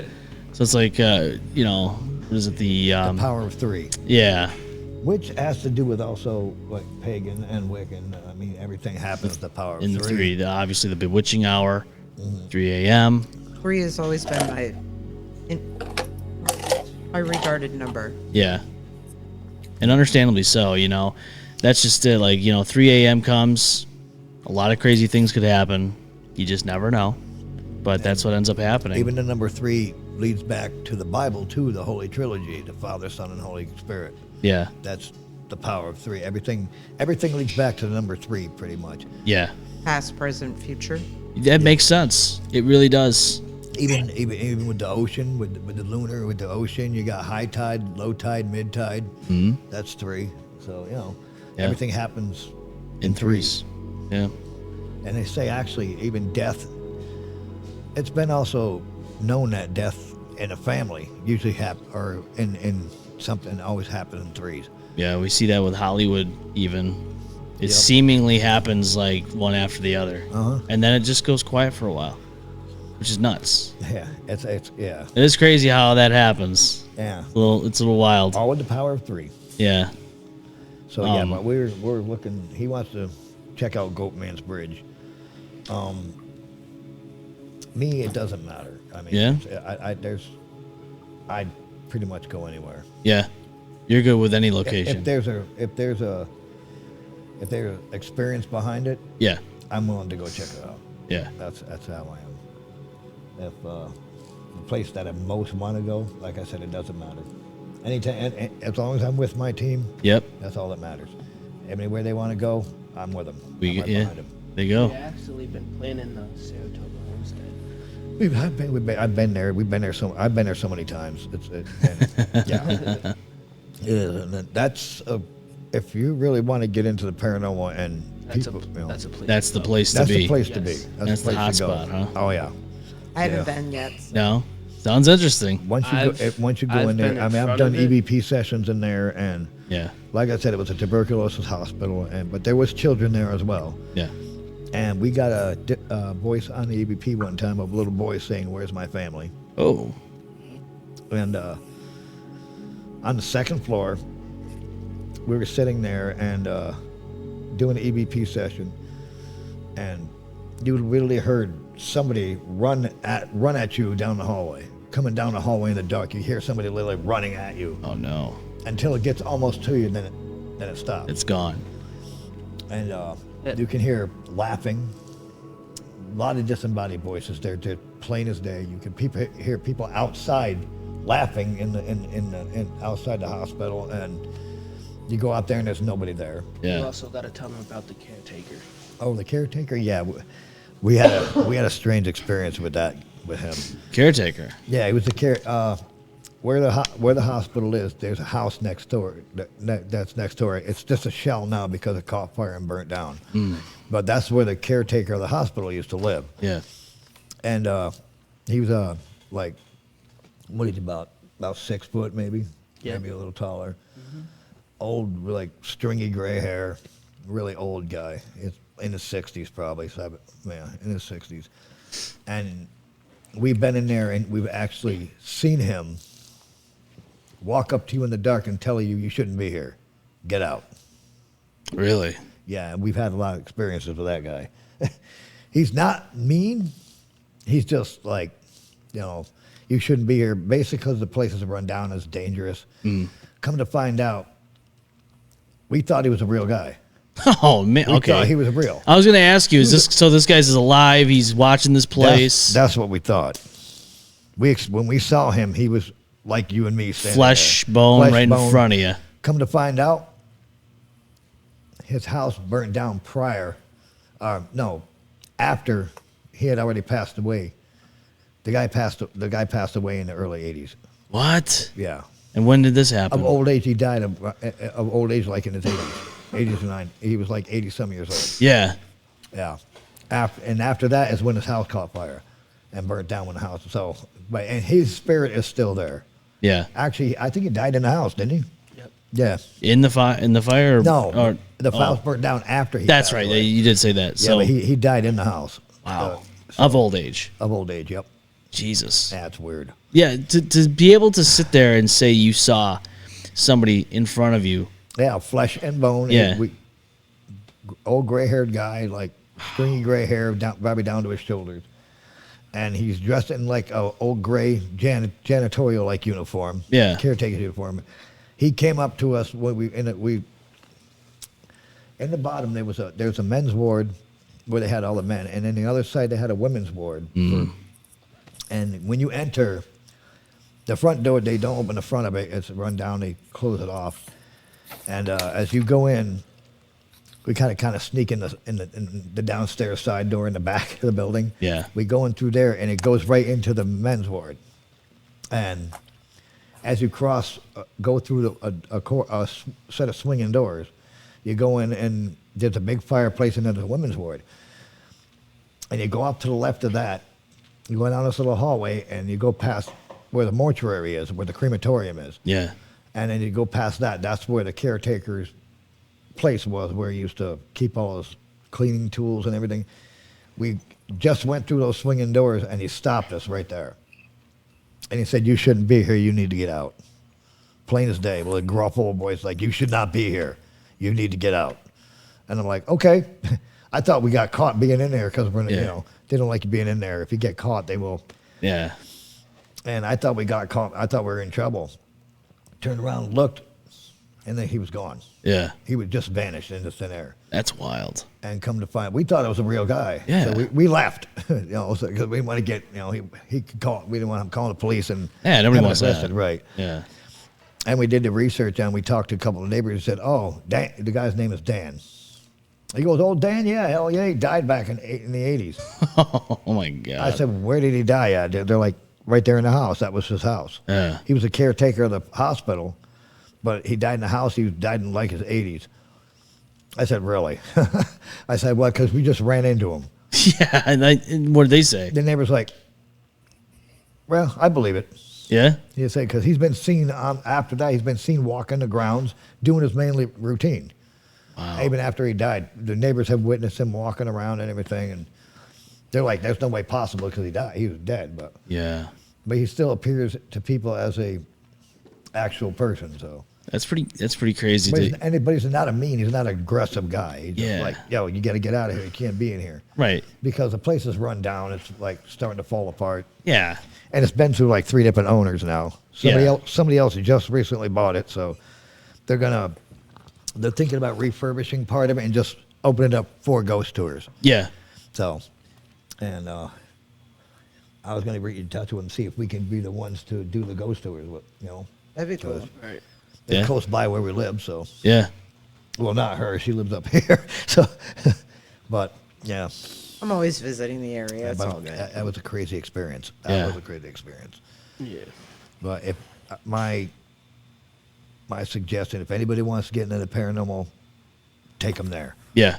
Because they will get I guarantee they will get first-hand experience of the paranormal. That's Yeah. how I started believing. Yep. Because I've seen stuff up in the windows, all that. Oh, yeah. So. Gotcha. Yeah. Actually, he's got pictures. We pulled up in front of one day. He took pictures of the building in broad daylight, and you could see a nurse in one of the old nurses' hats Yeah. leaning over like she's tending to a patient. You could see it in one of the windows. Wow. Yeah, I'd have to show you that picture. I think you I have have to it. try to find it online. Yeah, we have it though.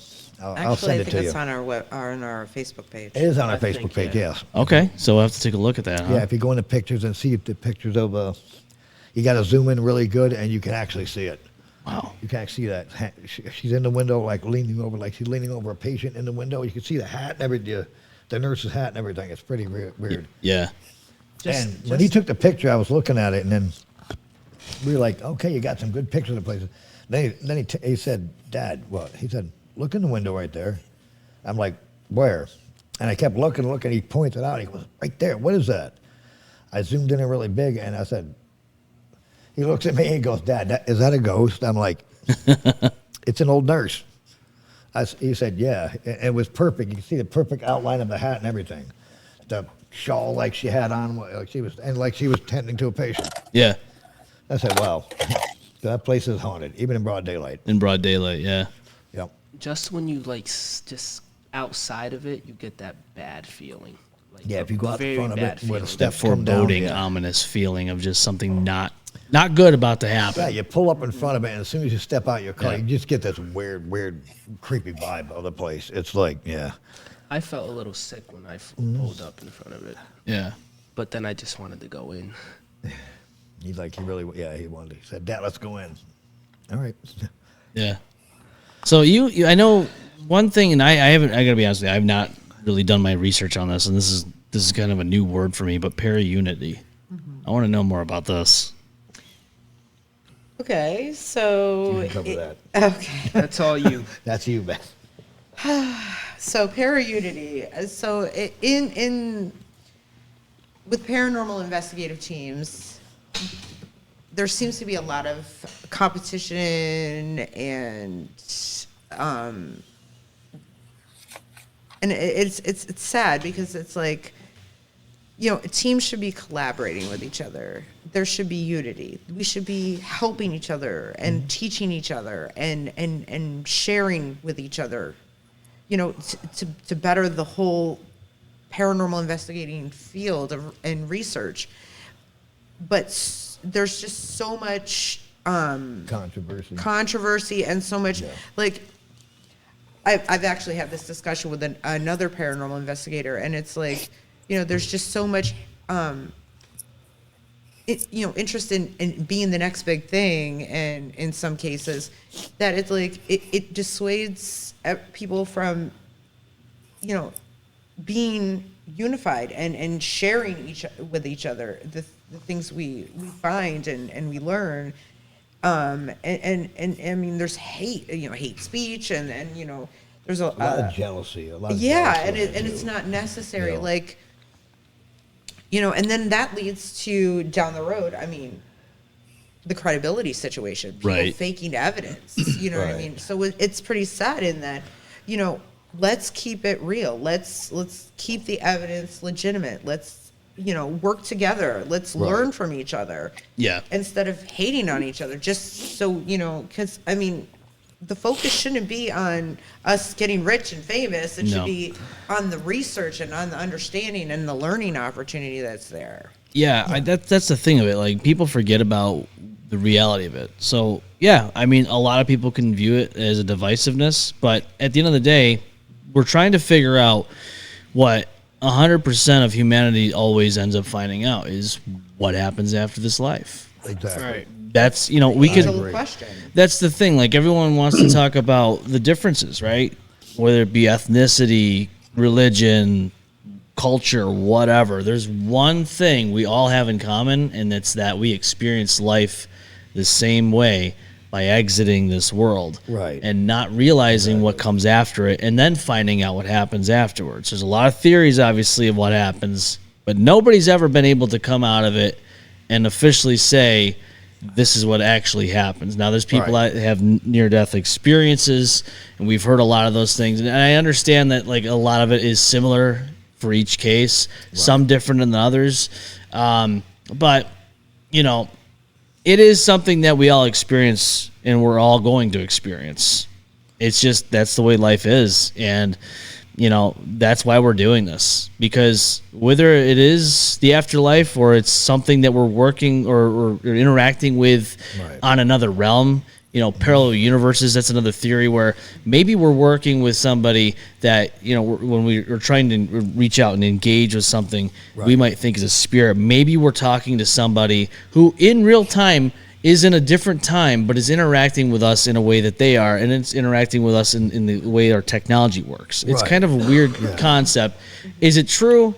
It's a theory, you know. Same thing we could say about, okay, we're interacting with the dead.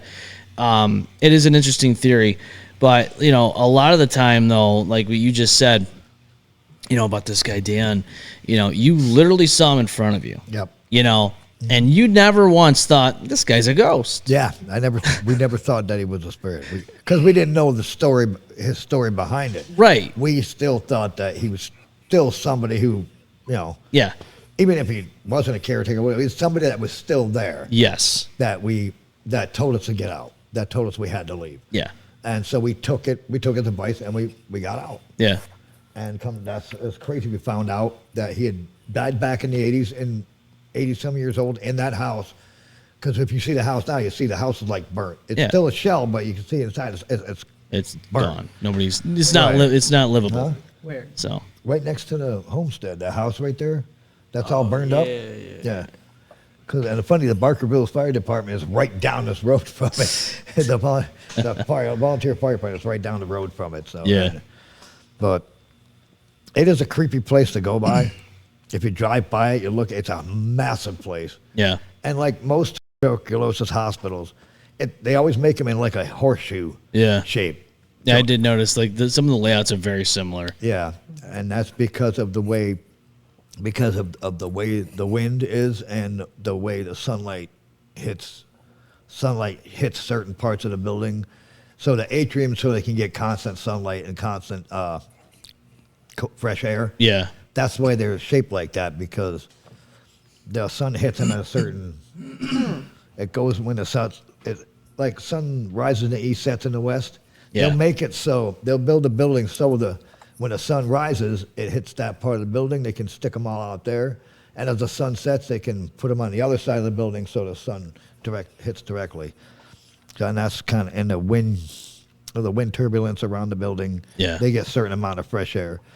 That's actually why they're built like that. And most of them, like you said, are similarly, they're built in horseshoe shapes. Most of your tuberculosis hospitals are built like that. Yeah. Throughout the United States, yeah. So Barry, I got a question for you because I'm curious. Yeah. I know as somebody like I am, I'm skeptical on certain things, and when you see some shows and you see people having reactions and getting affected in certain ways, I mean, how does that make you feel when you watch this happening on your television? I can tell you exactly. So there's some shows on YouTube that will be a scenario where there's something outside my tent, but his breathing is normal. He might show a little, oh my God, what is that? Then I've seen shows where the breathing's elevated. He has a sympathetic response to the stimuli that's out there, which is normal. Now, can you act and fake that? Yes, you can. But when you see the shows that supposedly there's something out there or they're witnessing something that's paranormal and they have no physiological response to it, then you know kind of the hint that something's not quite right. That's an indicator to me that there might be some falsification to it. Because no matter who you are, you come up with something that you just don't understand. You're going to start breathing heavy. You're going to get scared. There's no one to react to it. Yeah. No one's going to, oh, I don't get scared. Yeah, everybody gets scared. You just got to man up and get through it. Yeah. Exactly. Yep. You know what I mean? It's just but it's a response that your body you can't control, fight or flight. Yeah, that's one thing I will say, like with ghost hunters and taps. I've always respected the way they carry themselves. Jason Hawes has always carried himself very well. All of the team, when something extreme happens, they carry themselves really well. Again, everyone is going to fear whatever they're walking into at some point. Nobody can go into a location and not get scared to some degree. Especially if something happens unexpected. Correct. But all this stuff about, and it's like certain people will go into every location and it's always the same kind of reactions, the same feelings. Exactly. Yep. And I'm just like, is this legit? Are you pulling my leg? Are you really trying here? Like Mary said, I watch even now. There's a kid named Yasko. He's from Utica, New York. Okay. And actually, he lives a little outside. I think he lives in Clinton, right outside of Utica. But he's been doing the paranormal thing for about 8 years. But he's a YouTuber. He has his own production and everything. Now, when I see him do a lot of his investigations, he'll go into a house not knowing what's there, just by what the people tell him. Yeah. Now, if something happens, he definitely reacts. I've heard him scream like, whoa, and like, oh my God, that's it, I got to get out of here. I can't stay here. I mean, that kind of reaction lets me know that, yeah, he did experience something. Yeah. And he doesn't want to be in that house anymore. Yeah. I mean, I've seen him cut his video short because he said, I got to get out of here. And you can see he starts tearing up, and you can tell the man, you can tell he's scared shitless. Yeah. He said, I can't be here. The only thing good legit about his videos is that he's always got cameras everywhere. He's got cameras filming everywhere. So he was in one place where he was narrating what he was doing. It's the Asco, some weird stuff's going on in his house. He said, but I'm going to find it, go and get to the bottom of it, blah, blah. People owned it. They moved out, and because they want me to, I'm here by myself. Mm. And you could tell he was scared just being by himself. You could tell the reaction on his face. He was like, I'm scared. This is the stupidest thing I've ever done. And meanwhile, while you're watching, there was supposed to be a dark demonic spirit in the house, because people experienced it, and so he decided to stay there overnight by himself and try to do a Ouija board session, like an idiot. But anyway, while he was talking on the video, and you could see it, and which is really unique because I like his video. I like watching his videos because you were there, weren't you? When you seen it, when the chandelier was swinging back and forth behind him, the chandelier was actually moving back and forth like this as he was. And what's funny, he didn't even notice that it was happening. Mm-hmm. People were commenting on his page. Look behind you. The chandelier is moving by itself. Yeah. Now he's looking like this. Finally, he's like, he caught the block, caught a comment to somebody to like, and he set the phone down. You see him go like this. Yeah. Like this, and he's looking. Meanwhile, the thing stops. You can tell there's nobody by it moving it. Yeah. It's directly behind him, and the camera's got the whole outline of the whole dining room where he's at. So you could tell if somebody was there moving it or not. Yeah. This thing legitimately was moving by itself, and you could tell the reaction on his face. He's looking around. He's like, totally freaked out. So those videos I like watching because they do show some legitimacy. To me, show legitimacy, and like Barry was talking about, the actual real reactions Yeah. of of him doing the videos. He does get scared. He's not afraid to cry on camera. Yeah. He's not afraid to basically shit himself and get the hell out of a place if it gets too active. Yeah. You know, Oh. that's, I will say this much, like for me, like when I'm going to an investigation site, like, and I'm not talking like, because I'll touch on the very predominant like places people investigate. Yeah. So when we're doing like, we've been asked to come out and check out somebody's house or something like that, and I'm doing my walkthrough and I have like no information. The reaction, like when I feel something or I see something, or you see it in the videos, and Barry can attest to this, and Ronnie, when we did the Roxy, like I did my walkthrough and we got outside the asphyxiation room, and what we dubbed it, and I couldn't breathe. Like I felt like something was sitting on my chest. Like it was hard for me to catch my breath. Yeah. And I was explaining this whole like, and I was like, you could see I was having difficulty breathing in the video. Yeah. And I said something happened in this room, and we were outside the room. I said something happened in that room where somebody could not take that breath and died from it as a result. And Barry can attest to this because I think he did the research on it, and that was the room. Me and Barry actually did the interview, and the young lady told us about the young man that hung himself in the bathroom in that room. Remember, she said he committed suicide and hung himself. Yes. Yeah. Yep. And it was the exact same room I was standing outside of. Yes. And Beth didn't know that. Right. Yeah, Because I she had wasn't no privy to information. the interview. Right. That's crazy. Like the correlation there. You didn't know about it. No. But And I mean, We keep Beth in the dark on Yeah, we many don't, things. when she goes into an investigation, we don't tell her anything. And that's actually a really And I will good. say- That's a good strategy because of this exact reason. Barry and I will know exactly what's going on. We'll do the interview with the person, or Barry will let me in on something that happened at the investigation we're about to do. they sidebar the conversation. We I'm sideboard the not conversation, afraid but of we don't anything. tell Beth anything. We don't give her any information. We don't even tell her where the place is. We just take her there. Yeah. We just go Sometimes, there. yeah. And she ends up And many times I'm the one that gets her envelope. Yeah. Like she'll hand me the envelope. Yep. I don't open it, but I'll hand it to the client, and then I watch them open it. Yeah. So On the way to the I can Roxy. attest that you wrote the envelope. You wrote Yeah, the I was writing the envelope while he was driving, and I literally, it was like spitting this all out, and it was just like coming to me, and I was writing it down and writing it down. You even described the client, and you had no idea who she was. Yeah. Remember the long hair, long brown hair? Yep. It's pretty she did, wild. yeah. Yeah. I mean, you just never know, and I like that strategy. Right. Sometimes you have to do that.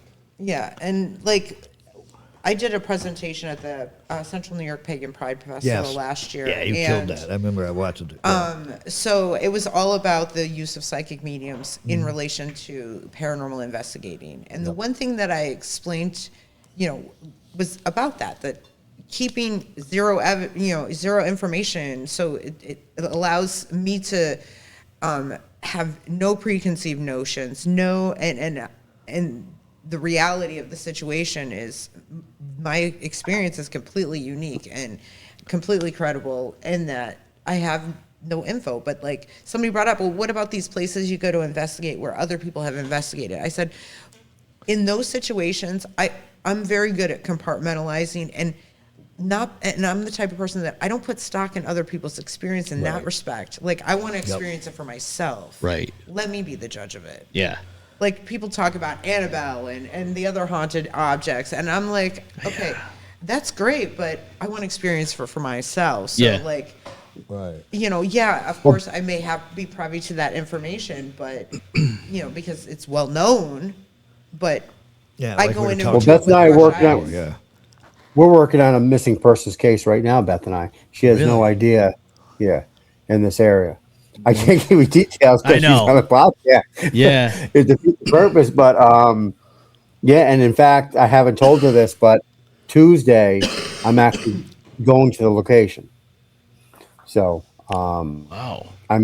we'll coordinate it off air if you're available. But Tuesday, Jen and I are going to go to the location and do our thing. I can't give you too much information, but yeah. So, Yeah, I but did yeah, read she's that. giving me preliminary readings on it. I've contacted the family and given them the information. It's for this particular area, it's high profile. Right. Up in your neck of the woods, might not have heard of it, unless you do some digging. But Beth does not have any information whatsoever on it. Doesn't have names, addresses, locations, other than I was going to do it by myself, and I'm thinking I shouldn't do it by myself. So I waited. Safety in So we had a numbers. party. Yeah. Yeah. You definitely want to be safe about it. I'm actually intrigued now. You want to go Contact me off camera? air, and I'll give you the information. Yeah. I'll go outside. Yep. But yeah, so I mean, yeah, so like the whole whatever you see in my videos are completely accurate, like Yeah. firsthand, like okay, you know. That's what you want. Yeah, and the people that see them and like my envelopes, it floors them, Yeah. you know. And as you notice, if you start now, the newer videos you see of paranormal people going out and doing their paranormal thing, if you watch videos, even people you meet now, because we, as the paranormal, we corroborate, we've talked to a lot of paranormal teams, we've put them in on having a medium with them on investigations, and now you'll see now a lot of paranormal teams actually have a psychic medium with them as part of the team. Yeah.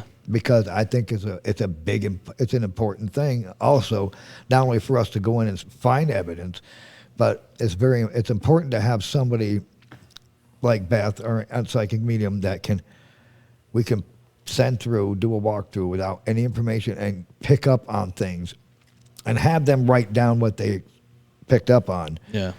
That helps with collaboration with what's going on during the haunting too. Supportive evidence. It's Yeah. a word of evidence, and And verifying. yep, Yeah. a lot of verification that way. I think it's very smart for a paranormal team to have a psychic medium with them. Yeah. Because that's a very, very, very, very crucial. And it's not always that I can do remote reads, but typically, and I've done a lot of remote reads with Barry. If you want to talk about the dolls, Oh God. Oh yeah. The Granby, Connecticut case. Yep. Oh boy. Yeah. No, it was pretty interesting. I got contacted by a niece of a woman who, in 1967, Granbury, Connecticut, December 17th, murdered her two children while her husband had gone to work.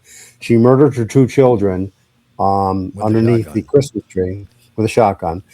And trial, she convicted and was sent to the Roxbury Mental Institution. Pretty well known for being very mistreating of their patients in Connecticut, mental institution. And she made these kind of voodoo dolls. So the niece had become in possession. So her name was Joan. So Joan had died, the aunt. Her niece had become in possession of these dolls, and I had seen pictures. Didn't share the pictures with anybody, but asked Beth about them. She described the dolls, and it was a really interesting case. I had contacted the police department. I was set with interviews. I mean, this investigation looked like it was going somewhere. It And did. the niece kind of got wind that we might have known some professional TV personalities that were investigators. So all of a sudden they wanted money. Oh, this is worth $10,000, $100,000. So yeah, it didn't go anywhere. Barry and I, if we really have to, I mean, there's times when I've reached out to Zach Bagans personally on haunted objects because he's got a whole museum full of them. Right. And I was telling Barry one time that, I talked to Zach Bagans about the dolls. And now that lady thought since we were affiliated with Zach Bagans and all these big TV personalities that we were making money off it. Huh. And then she wanted the money off it too. And Then she got mad at Barry and started yelling at him. Oh, jeez. She totally Because she changed. was going to give me the dolls. She was Yeah. what she was going to do is give me the dolls, and I was going to have Beth do an in-person reading on the dolls. Because the Joan had made the dolls of her the people who were taking care of her doctor, her nurses. I mean, there was and just the background story of her aunt, what she remembered when she was a kid.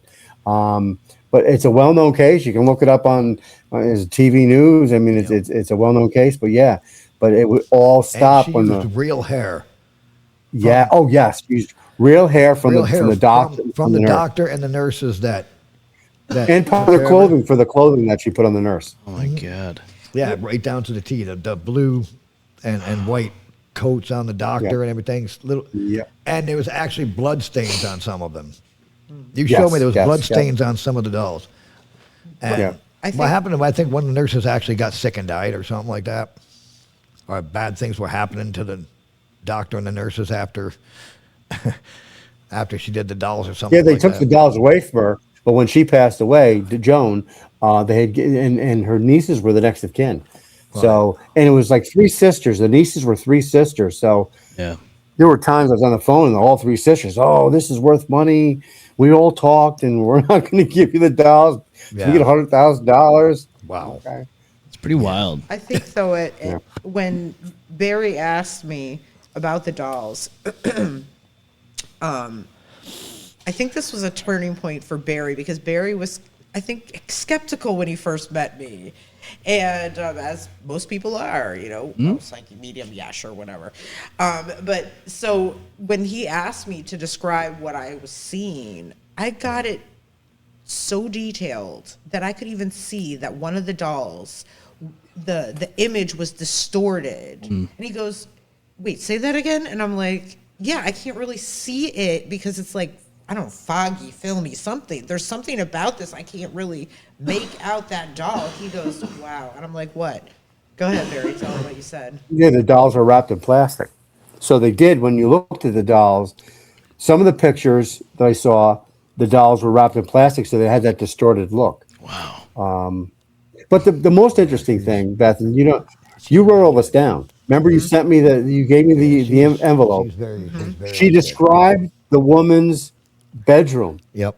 The woman had a letter of her first name above her bed, and to the right she had a mirror propped up against the wall. And Beth had written that down on the letter that was in the envelope. And I was like, "How did you know?" Because she wasn't with me. I was the only person at the time that Beth knew that went into that bedroom. Yeah. And she described it. It was crazy. So and yeah, I did she kinda- yell and say that we stalked her on Facebook or Yeah. something? stalked her, and she And didn't I'm have a picture I on don't even know her Facebook. name. I did not know this You didn't know person's nothing. name. You had nothing. I had no only because info. Ronnie and I only knew the Ronnie only knew the location, Granbury, Connecticut. Yeah. He didn't have a lot of detail either on that. I just showed you pictures of dolls. Yeah, I that moment, like he's like, wait, say that again, and I'm like, Yeah. that was his. I think your aha moment with me. Yeah. The aha moment. Again, like I said, we've been together since 2020. Yeah. 2021, and we have a lot of fun. We have a lot of fun together. We try to get as many cases as we can. Yeah. We all collaborate. We don't tell her nothing. Me and Barry had getting conversations for hours. Yeah. On cases that we're going to do, and we just have a lot of fun. And we also debunk each other too. Like we carefully review each other's work, and we don't let anything slide. Like one of us says, "Oh, this is something." If one of us says, "Not really," Yeah. because it could be this, then we take that into account because we don't. The last thing we want to do is push stuff that's not real. And that's the Because thing, doesn't help holding yourself anybody. accountable. Yes. Yeah. You If have Barry to. sees something, if I see something on, say we get pictures of or videos of something like we took, I see something, I send it to Barry, and Barry says, "Well, I don't see that. Yeah. I don't see it. This is what." Okay, cool. Then, okay, here's the next video. Yeah. See if you see it. If you don't see anything, fine. Yeah. And we agree on it. Because sometimes you'll see something and it's just really matrixing and stuff like that, and you never know. I mean, there's always things like that could glitch up in photos or videos and stuff. It was crazy how Barry and I met Barry, you want to tell them how you and I united? So I was called to this possession case, and I guess the client had called several different people. I responded right away, went over to his house. As I was in his house, Ronnie called him back, said, "Yeah, I just got your message." So Ronnie and I was on the phone with Ronnie at the time. Let me talk to him. I'm like, "Listen, you're not going to believe what I'm seeing here," and I'm telling Ronnie everything I'm seeing. And then we scheduled to do it a partnership on an investigation like the following day. And that's the jewelry moving video that we got. And I had investigated the scene. I had reviewed where the jewelry hung on the mirror. I looked at the ceiling to see if there's any pulley ropes or anything like that. I had put it through AI to give me an impression. They could not say anything other than they don't believe it was faked. They couldn't find any fake. They just thought that the jewelry slipped off the mirror, but the jewelry actually went this way, off the mirror right into the jewelry box. And it was the necklace that her father had given her, and her father was the one that had did the devil worship. I have the video. I actually have the video right here. Yeah, let's take a look at it. I mean, I want to see this again, and let's see what everyone else says about this. Because let me just preface this for a second. She's an art student, so she was doing an art project with regards to light and refraction of light. Right.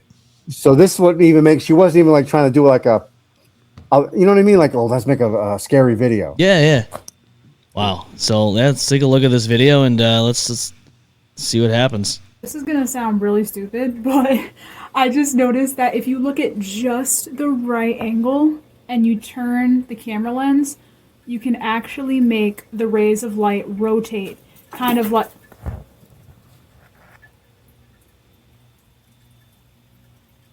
Nah. So were you guys able to hear the video of the audio? Because I couldn't hear the audio. Yeah. Yes. Okay, so she's generally surprised, and you can see that the jewelry went kind of a diagonal lateral flight instead of just straight down. And it went right into her jewelry box. So, yeah. So that does happen. And then people, of course, will be like, oh, they set that up. It's like, no, they're trying to do a different kind of video, and that does happen from time to time. Barry sent me the video the same night you saw it. Yeah. And I said, I saw that there was no way, nobody around it, no way anything. Yeah. Anybody could have pulled it, or nobody put their hand up and knocked it. We actually saw. He showed me the video as soon as he got it and took it. We actually saw the necklace pull to the side and just drop right in the jewelry box. Pretty wild. And plus, we investigated the bedroom. Picked it up and set it down. Yeah. And then the next night we did the scene investigation. There was no evidence because I was looking for like holes in the ceiling where maybe they hooked an eye hook and they had a fish line to pull it. Yeah. Nothing. Yep. Yeah. I mean, that right there is prime example of like something paranormal happening, least expecting it. That was a legit reaction to what happened. Right. And, there'll always be somebody out there being just ridiculous about skepticism and then posting all about it on Reddit or something like that. But you can't let it just, everyone's going to have an excuse for something. It goes back to the earthquake thing that I said earlier in this episode.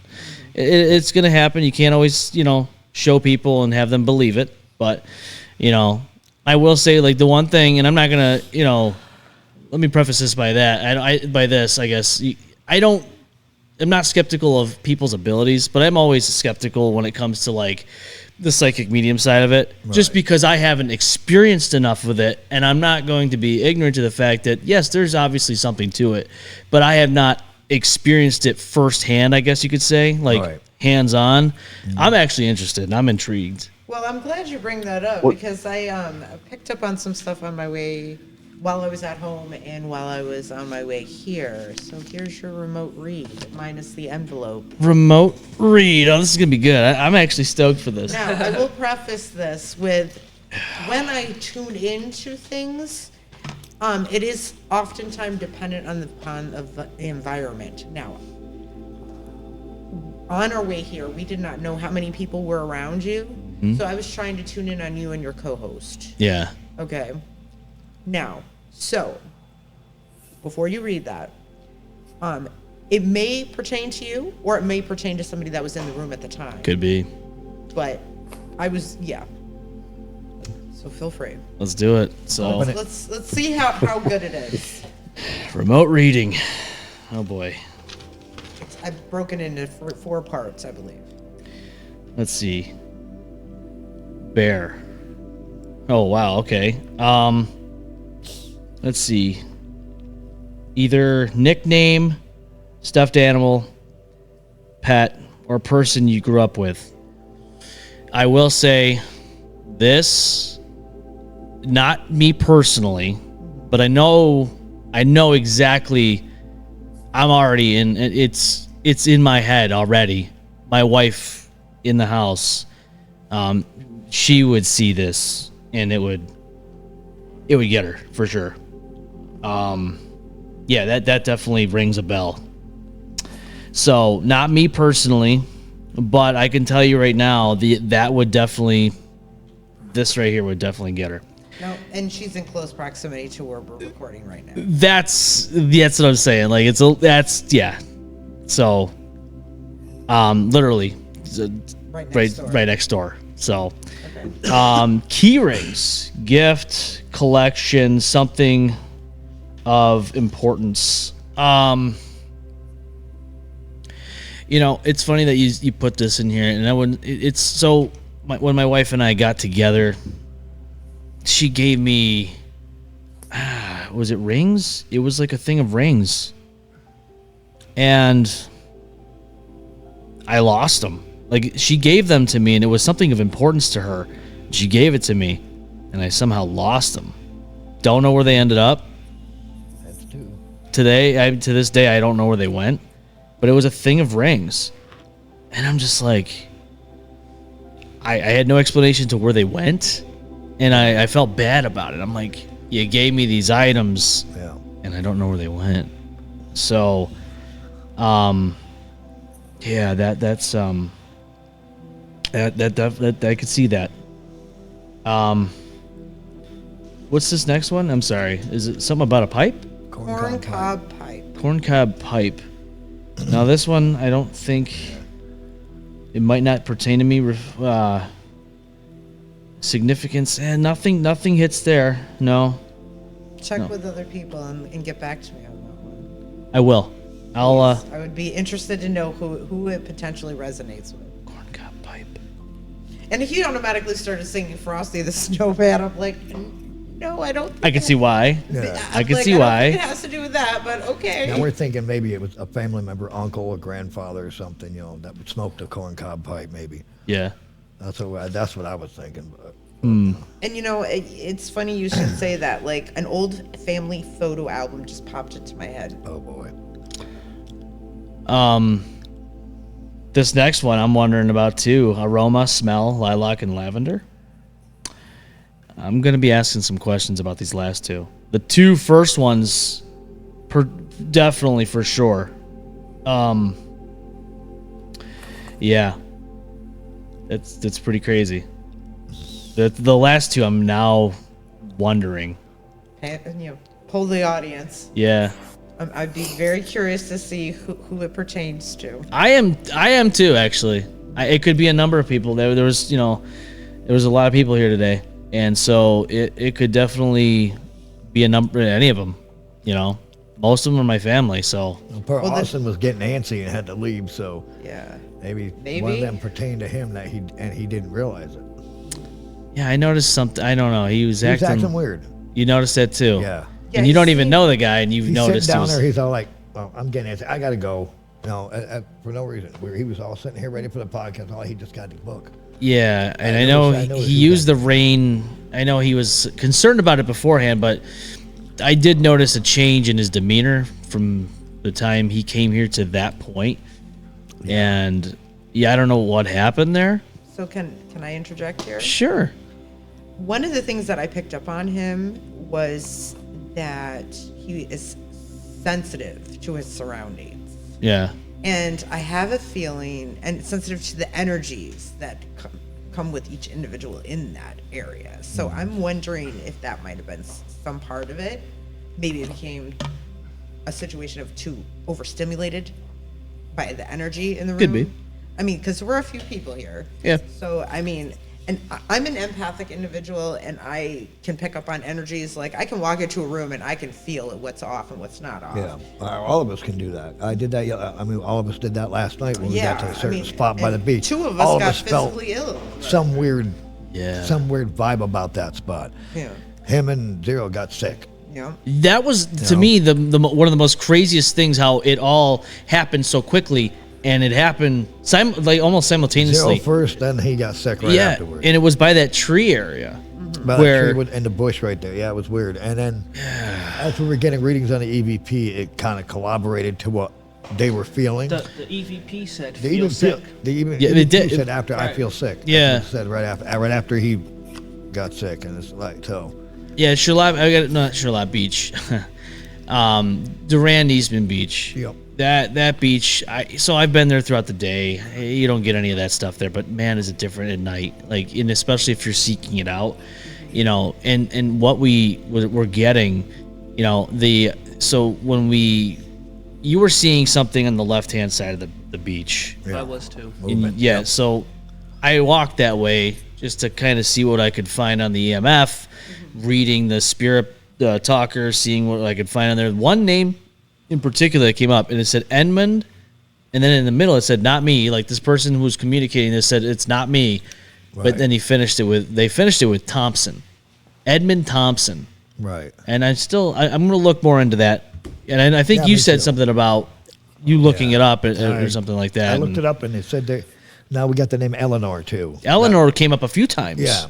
And it said when I researched it today, there was no recollection of any occurrence of anything happening to an Edmund or Eleanor Right. on site. on there. Durand, Eastman Beach. Yeah. But that's not saying it didn't happen on the water, because the Lake Ontario borders Canada in certain part. So there's nothing saying that nothing happened on the other side of Lake Ontario. You got Fort Drum up that way on one side of Lake Ontario. Then you got Canada too up on the other end. And then you got like here in part of Pennsylvania is borders it. So anything could have happened in any one of those areas. Yeah. And like we discussed, since water is a main conductor of a lot of energy, Yes. Especially moving water. especially moving water. 100%. So maybe something happened in those areas, and we just got it on. It just all of a sudden they manifested there in that spot, Yeah. or it could be, like I said, back to the White Lady's Castle. Her daughter supposedly disappeared, while strolling the beach Yeah. there, We and did get one that said I'm a child. yeah, Yep, I do remember that. And I was explaining to you last night that I felt like I was getting pulled in every direction. There was a lot of like tugging, like, hey, Yeah. I need to talk to you. I Like, felt that too. I thought yeah, that was, it was kind of wild. Cause like one minute you getting okay, I was strangled here, Yeah. and then there's a tree, and I've been hung, and I've been thrown into the water, yeah, underwater. Yeah, that was weird. and then you got rats on one device. I got rats on the device I was Yep. using, and then it was the Black Death, the Yeah, we got that Which- on our AVP at the same time. You Yeah. got yours down. which is the plague. Yeah, So rats and Black Death. So. yeah, and like a lot of it just seems to like be tugging you in all directions, and obviously Lake Ontario has a lot of history. I mean, not even just in that vicinity, just the water itself. I mean, just Right. think about how much has happened over the years that the water's experienced so much energy Yeah. and time. The water could talk. It could tell you a story. Yeah, it's just like the Basically, walls yeah. in a building, and Yep. like you said, it's a conductor. So there's a lot to it. Again, I didn't really get too much from the White Lady. yeah. Exactly. So again, inconclusive to me. Not the last time I'd like to go. I know we've talked about it Yeah, before. I would definitely be down for going there again. I'm totally down for it too. He wants to go camping on the beach. Could you imagine? I said that last. Hey Barry, there's your ghost Paranormal hunting, there's your camping. paranormal camping Yeah, on a Listen. beach. I just looked up Lake Ontario Black Death, and in 1832, a cholera epidemic went through Lake Ontario region, specifically in Toronto and Montreal, and it killed so many people. They were putting people in carts, bodies of carts. They termed it the Black Death slogan. And their slogan was Black Death, bring out your dead. The cars would come through the towns and pick up the dead bodies. Wow. You know what's weird is they did at one point. It did. I think it said coffin. It did. It did. It did. Jesus, The did EMF said coffin, and it said Black Death and rats. Okay. And the so- parasite Oh, effect was man. specifically called the black spot disease. And it was cholera. Cholera, yes. Wow. Yep, that sounds about right. Not crazy. I That's mean, see, isn't it interesting See, there is how much collaboration. research can like illuminate the situation? Yeah. and bring it all that's together. collaboration. It's all So about the research. yeah. I'm with you. I like that's what I like about it because even if you go somewhere and you don't know about it and then you do your research after post investigation, you start putting the pieces of the puzzle together and you're like, that makes sense. And I love that. Just that feeling of it coming together. You're like, Well, like I just it's said, amazing. It surrounds all those areas, Toronto and Yes. Toronto and Canada, Yep. and that Black Death coffin thing, rats. Yeah. That all happened right there in Canada in 1832. So Yeah. And think about it too in terms of how many ships were on In a Lake sense. Ontario and may have had this or that or that we're unaware of. Yeah.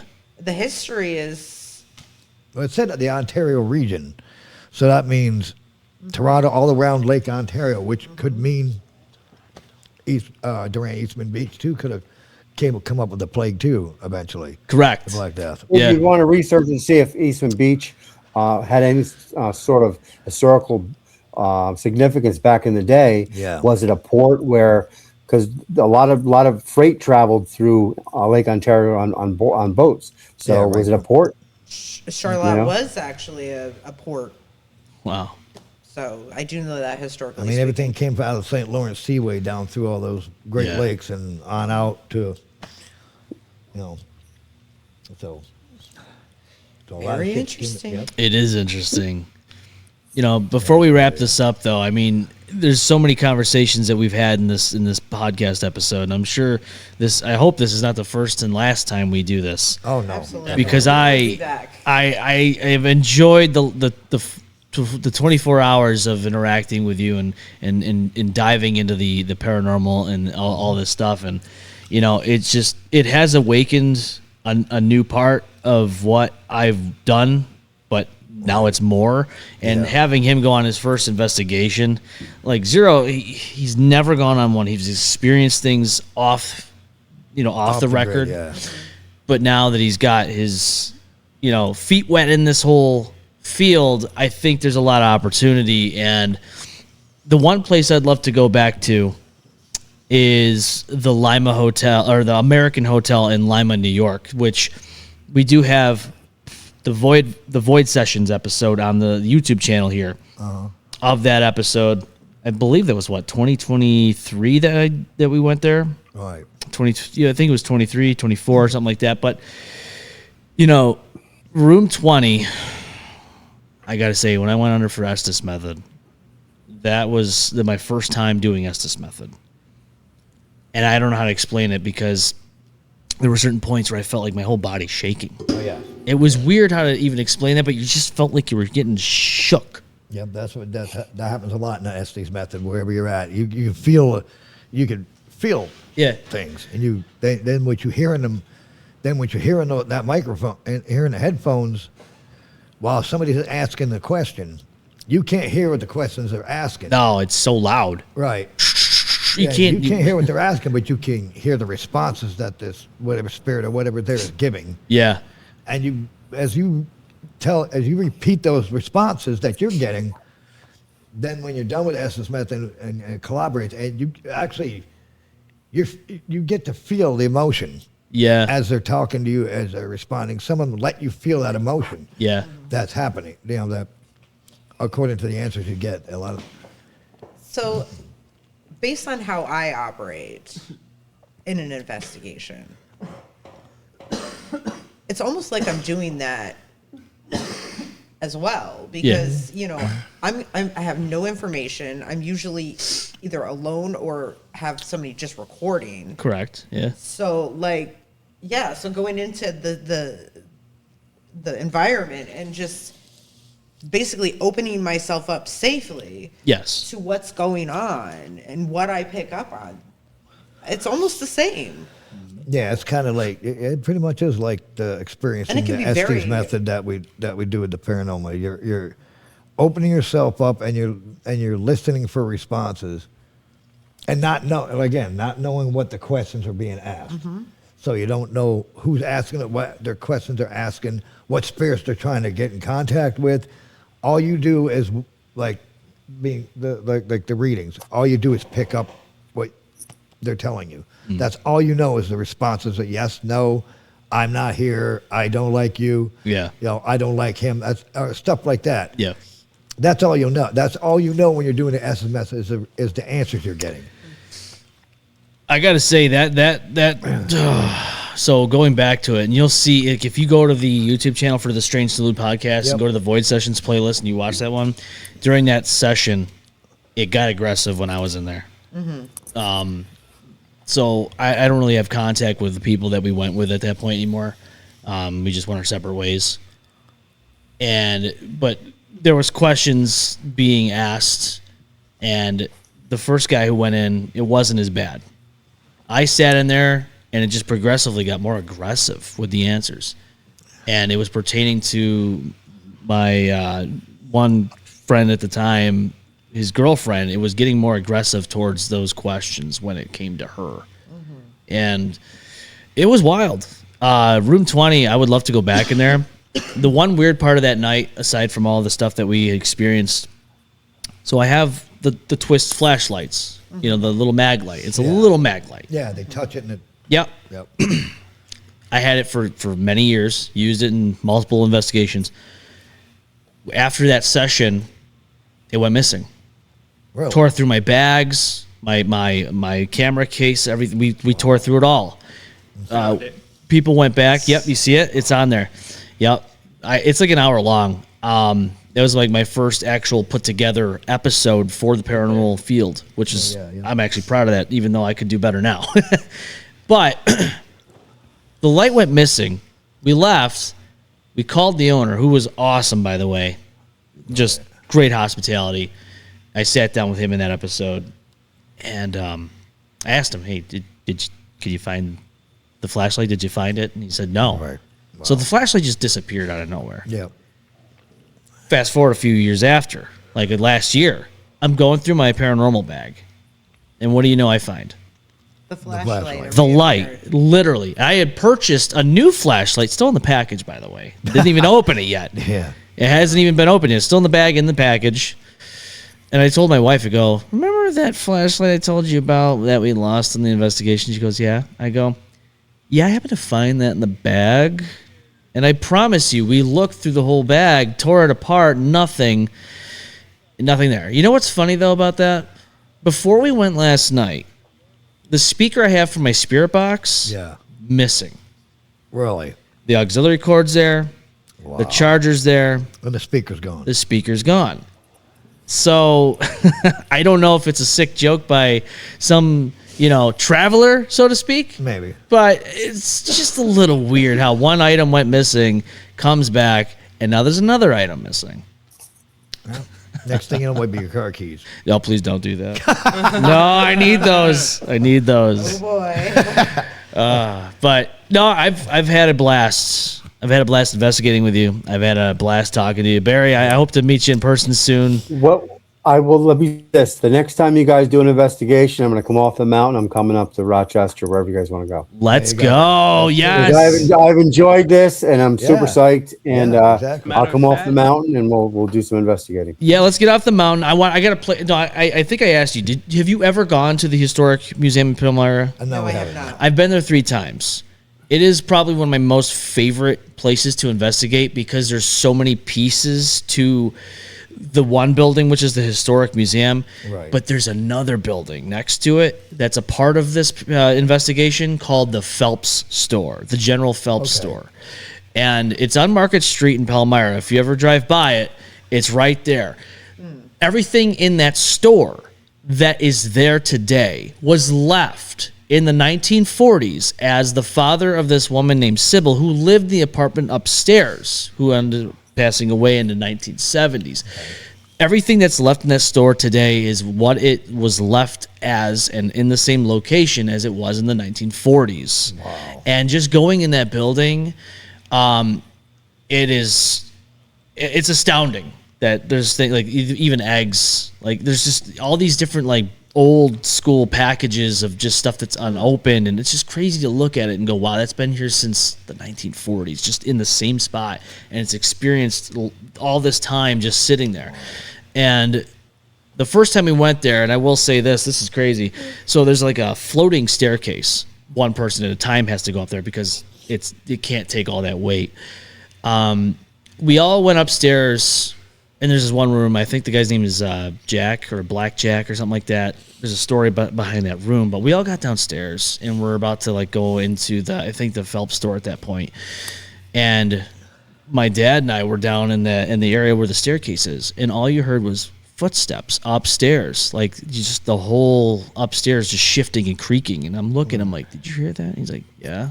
I go, we're all downstairs. There ain't nobody up there, so.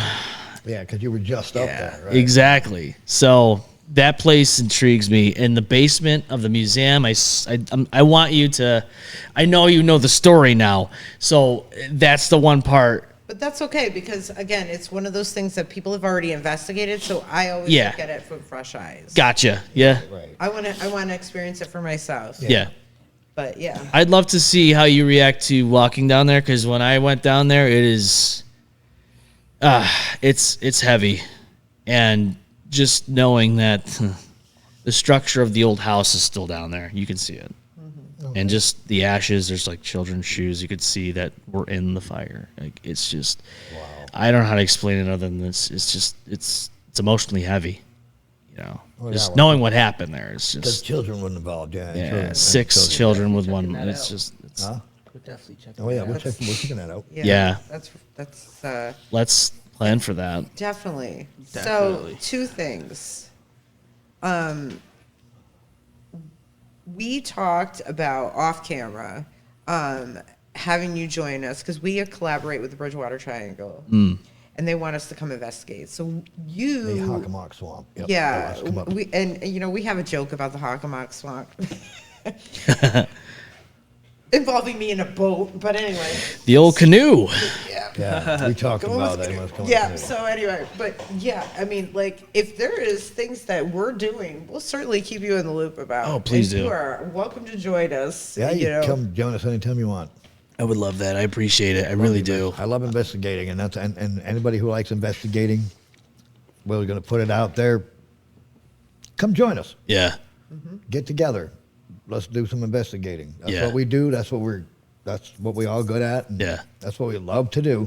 So let's do it. I agree. And you need to talk to Barry about whatever's going on with the missing person, because I'm interested, Barry. I want to see this. So am I. I will keep you in the loop if you reach out. Yes. And I definitely have an open door policy down here. If you guys ever want to come down here and into Appalachia folklore, and there's tons of stuff to investigate down here. These woods are so haunted. Cryptids. I can imagine. You name it. Yeah.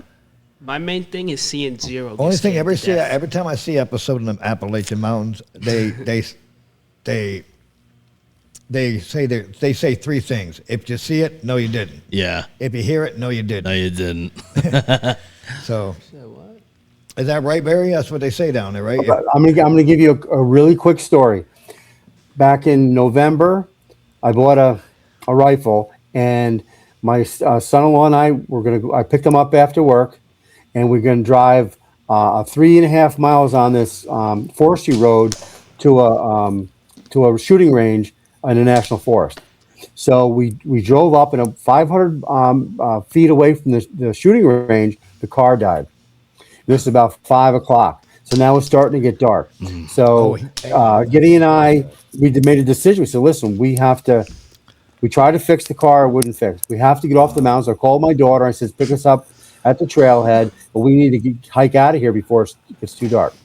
We're walking down the mountain, and to the right, we hear kids laughing and talking. And I turned to him, and he turned to me. He goes, Pops, what is that? I said, sounds like kids up there. This is in the middle, 3 miles into the forest. laughing, joking. Wow. So I didn't know anything about the folklore. I just thought it was kids. And then when I'm reading about it, that's part of it. You hear laughing and joking and like kids playing off in the distance. And I could actually look up to the side of the ridge, and it almost sounded like they were on that ridge. Yeah. Wow. These are strange mountains. And just look, yeah. there's so much folklore around here. Yeah. Any place like that, I'm welcome to, go to and check it out, because like you said, there's a lot of lore, a lot of stories there, and and when you experienced it firsthand with that, that's paranormal amazing. camping. Plus, there's so much Civil War history. Yeah. And Blood Mountain, where I'm going, is called Blood Mountain because there was a lot of Indian massacres on that mountain, so it got the name Blood Mountain. Wow, man. So yeah, And and that's part of the Appalachian Trail right there. Oh yeah. And then, like you said before, there's been a lot of cryptid sightings, skinwalker sightings all over the place. Yep. Even Bigfoot sightings all through there. You're not supposed to look out your windows at night. You have to keep your curtains closed. Yeah, So when my that's dog true. Doja was going crazy, I did on break, when we had the break, I went out and checked it out. Yeah. There was nothing out there, but who knows? No lizard man. No, they tell you that. There's a actual cab. I guess I don't know. Barry would know this, but I've seen episodes of with paranormal YouTube where they go to actual rent a cabin in the Appalachian Mountains, away like 10 miles from civilization, and the sign is always on the cabin: "Do not look out your windows at night. Keep your doors locked at night. If you hear it, no, you didn't." If you hear your name whispered and you're walking in the trail, don't turn around. Yeah, Don't whistle at Don't night. respond to Yeah. it. Yep, don't respond to it. And if you hear knocking, No don't whistling. answer the door. Yeah. Sounds so fun. Because it's been known for a lot of skinwalker, of skinwalker sightings, a lot of cryptid sightings up there. So yeah, I mean, and the skinwalkers are known to mimic things. So Yeah. they're really known to mimic people's voices.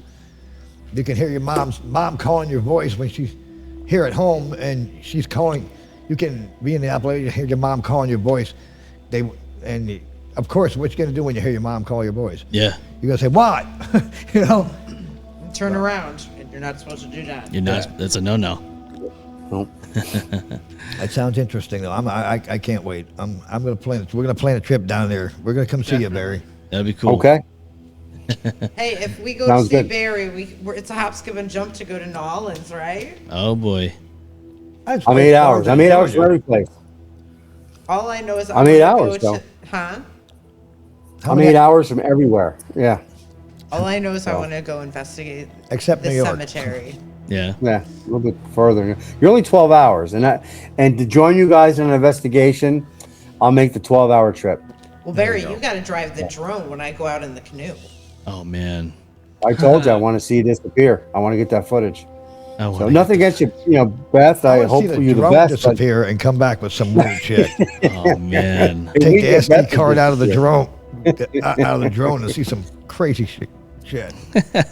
See the drone disappear and then come back with SD card full of cool shit. That would be something. Yeah, I'm just not going to be riding a pterodactyl. No pterodactyl. No pterodactyl. Yeah, No I did. dragons. But when they A did, dragon, maybe. Maybe, but I it's don't know. a I've heard pterodactyl. documentaries on You that never place. know. And I've heard documentaries on like Hockomock Swamp, and then even Harry's told me legends about how people go in and they totally disappear, and they end up finding them like 8-9 years later Yeah. in the same spot where they went in the swamp, and they wander out and go home. Yeah. 9 years later. So where were you for those 9 years? That's When you wild. walked into the swamp, Yeah. They think there might be a portal, a dimension portal there where you Could be. go back into a different time or Yeah. something. Like Outlander Yeah, yeah, exactly. with the stones and all that. Yeah, I have yet to Good watch series. that, but I've have yet to find out if Oh, that's it'll be true or good. not. You'll enjoy it. I like that. That show is really Yep. put together well, and I like it. Like It's we good said, theory. Like we said through the whole podcast, we're yet to find out if it's true. Exactly. Yeah. Yep. Well, thank Don't you all know unless for we go find out. exactly. Well, thank y'all for sitting down with me and having these conversations, Barry. Definitely. Good to meet you. Hey, I appreciate it. Of course, like I said, I'm looking forward to an investigation with all of you and in person, and it'll be fun, man. Let's make it Well, happen. reach anytime. I'm always available. You got it. And thank you for having us. Oh, of course. Thank you for coming having us. in. Yeah, definitely. enjoyed Thank you for having us when we came out and investigated last night. It was great. It was fun. Yeah, very eye-opening. A little bit, yeah. I'd definitely do it again. Oh yeah, I'm ready to go again. I'm always ready. So Don't forget to like and subscribe to Strange Saloon. he already knows. See, look at that. He's And smash that like button. That's right. It's amazing. So, yeah, with that, this is the Strange Saloon podcast. This is the Glenville Paranormal Investigator Group, and we are into all of the strange and the bizarre. We hope you are too. We will see you very soon. Have a great rest of your day. Stay strange. Yes. Bye-bye for now.